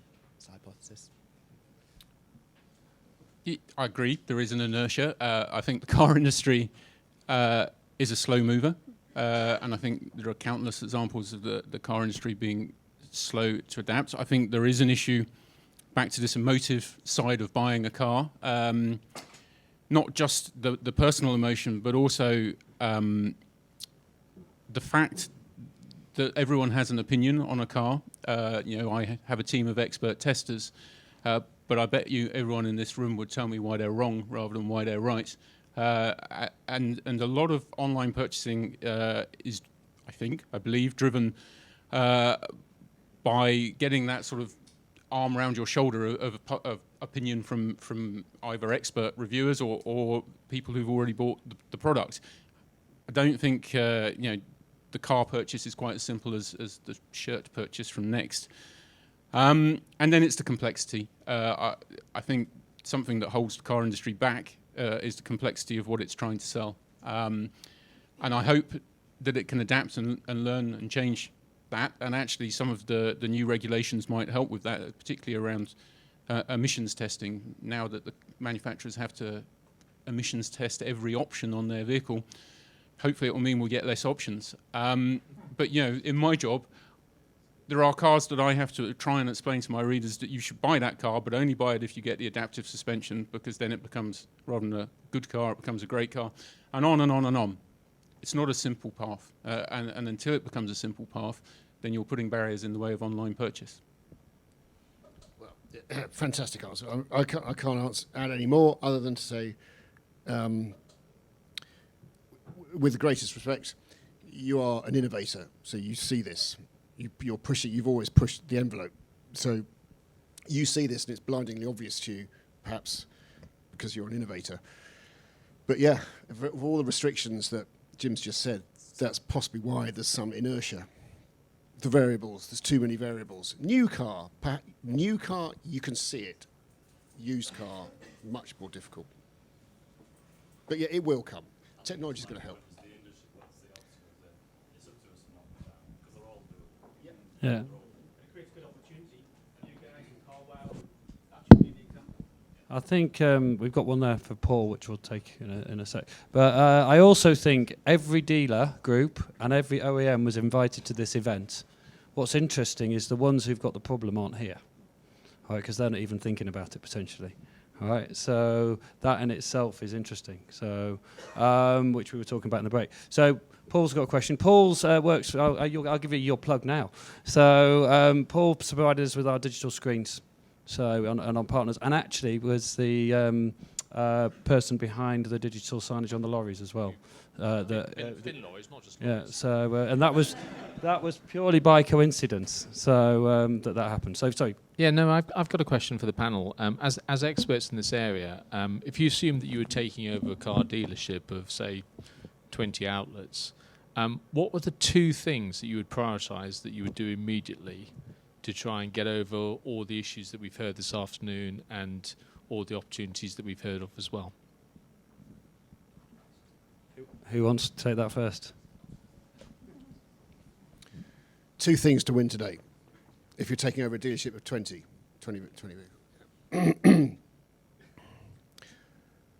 respond to leads quickly.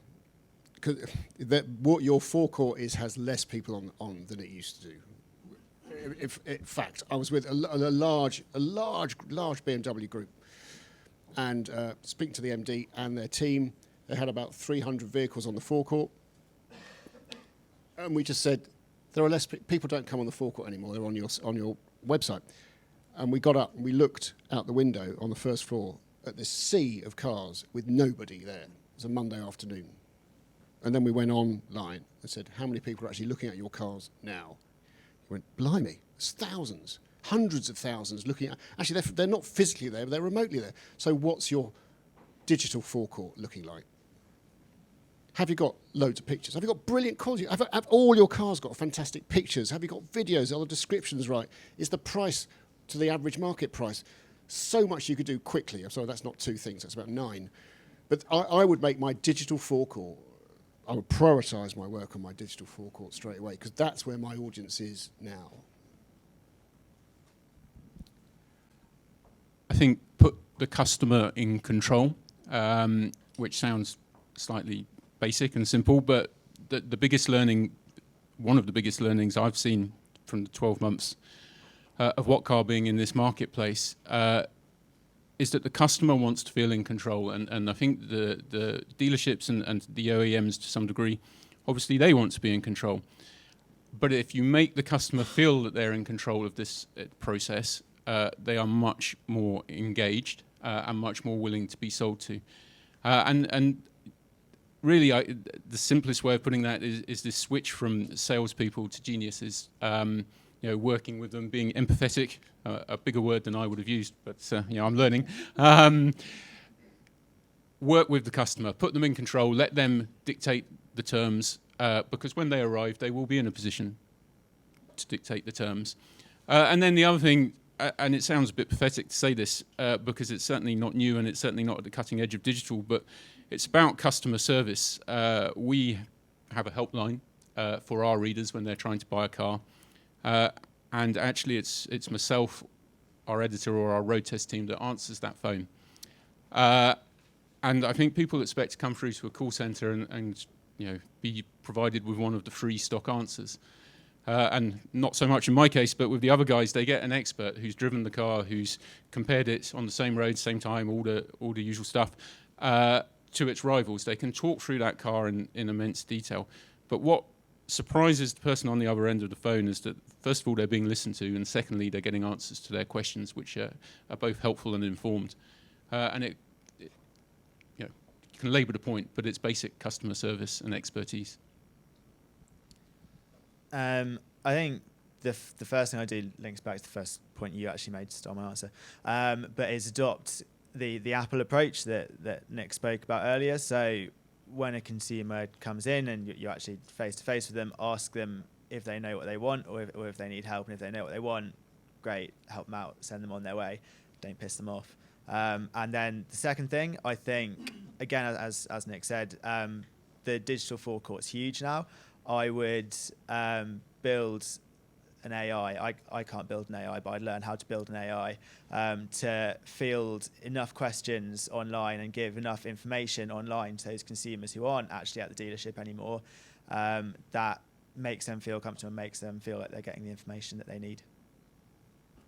Thanks. Well, you stole my answer as well. Thank you. So I was going to make the point of essentially centering that dealer around being a real-time dealer, so that from the moment that you choose to start an interaction, that it's completely instantaneous and find a way of providing the customer with access to kind of everything that they want, and probably doing that through video as well. Should they want it, I should be able to access your site, and then within less than a minute have someone kind of wandering around the dealer over to the car with me on a video chat saying, "Oh, what is it you want to look at? Do you want me to go around the back and look at this bit? Oh, no. Oh, you want to see the how big the back seats are? Yeah, no problem. I'll sort of climb in and show you."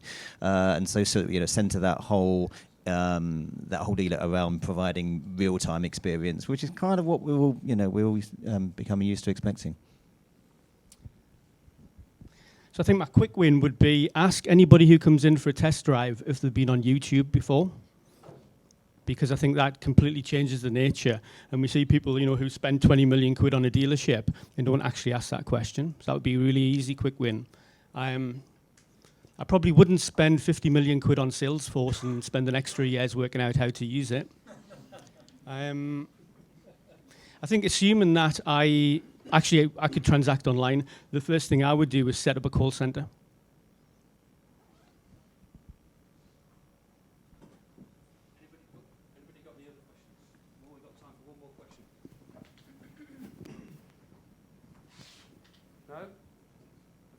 Right, so we're just about to cut our online. We're just going to say goodbye to our viewers online, because now we're going to get Andy up from PSA, who's going to talk through how you actually do this in the real world. He's also happy to field any questions you've got. If he can't answer them, he'll just be honest with you. Okay, so get your questions ready. He's going to have his own little separate Q&A. And then afterwards, please feel free to join us for more debate, discussion. We do have some more beers. There'll be some more nibbles. So I suppose someone did say a minute ago, nobody's really done this. So, but Andy has.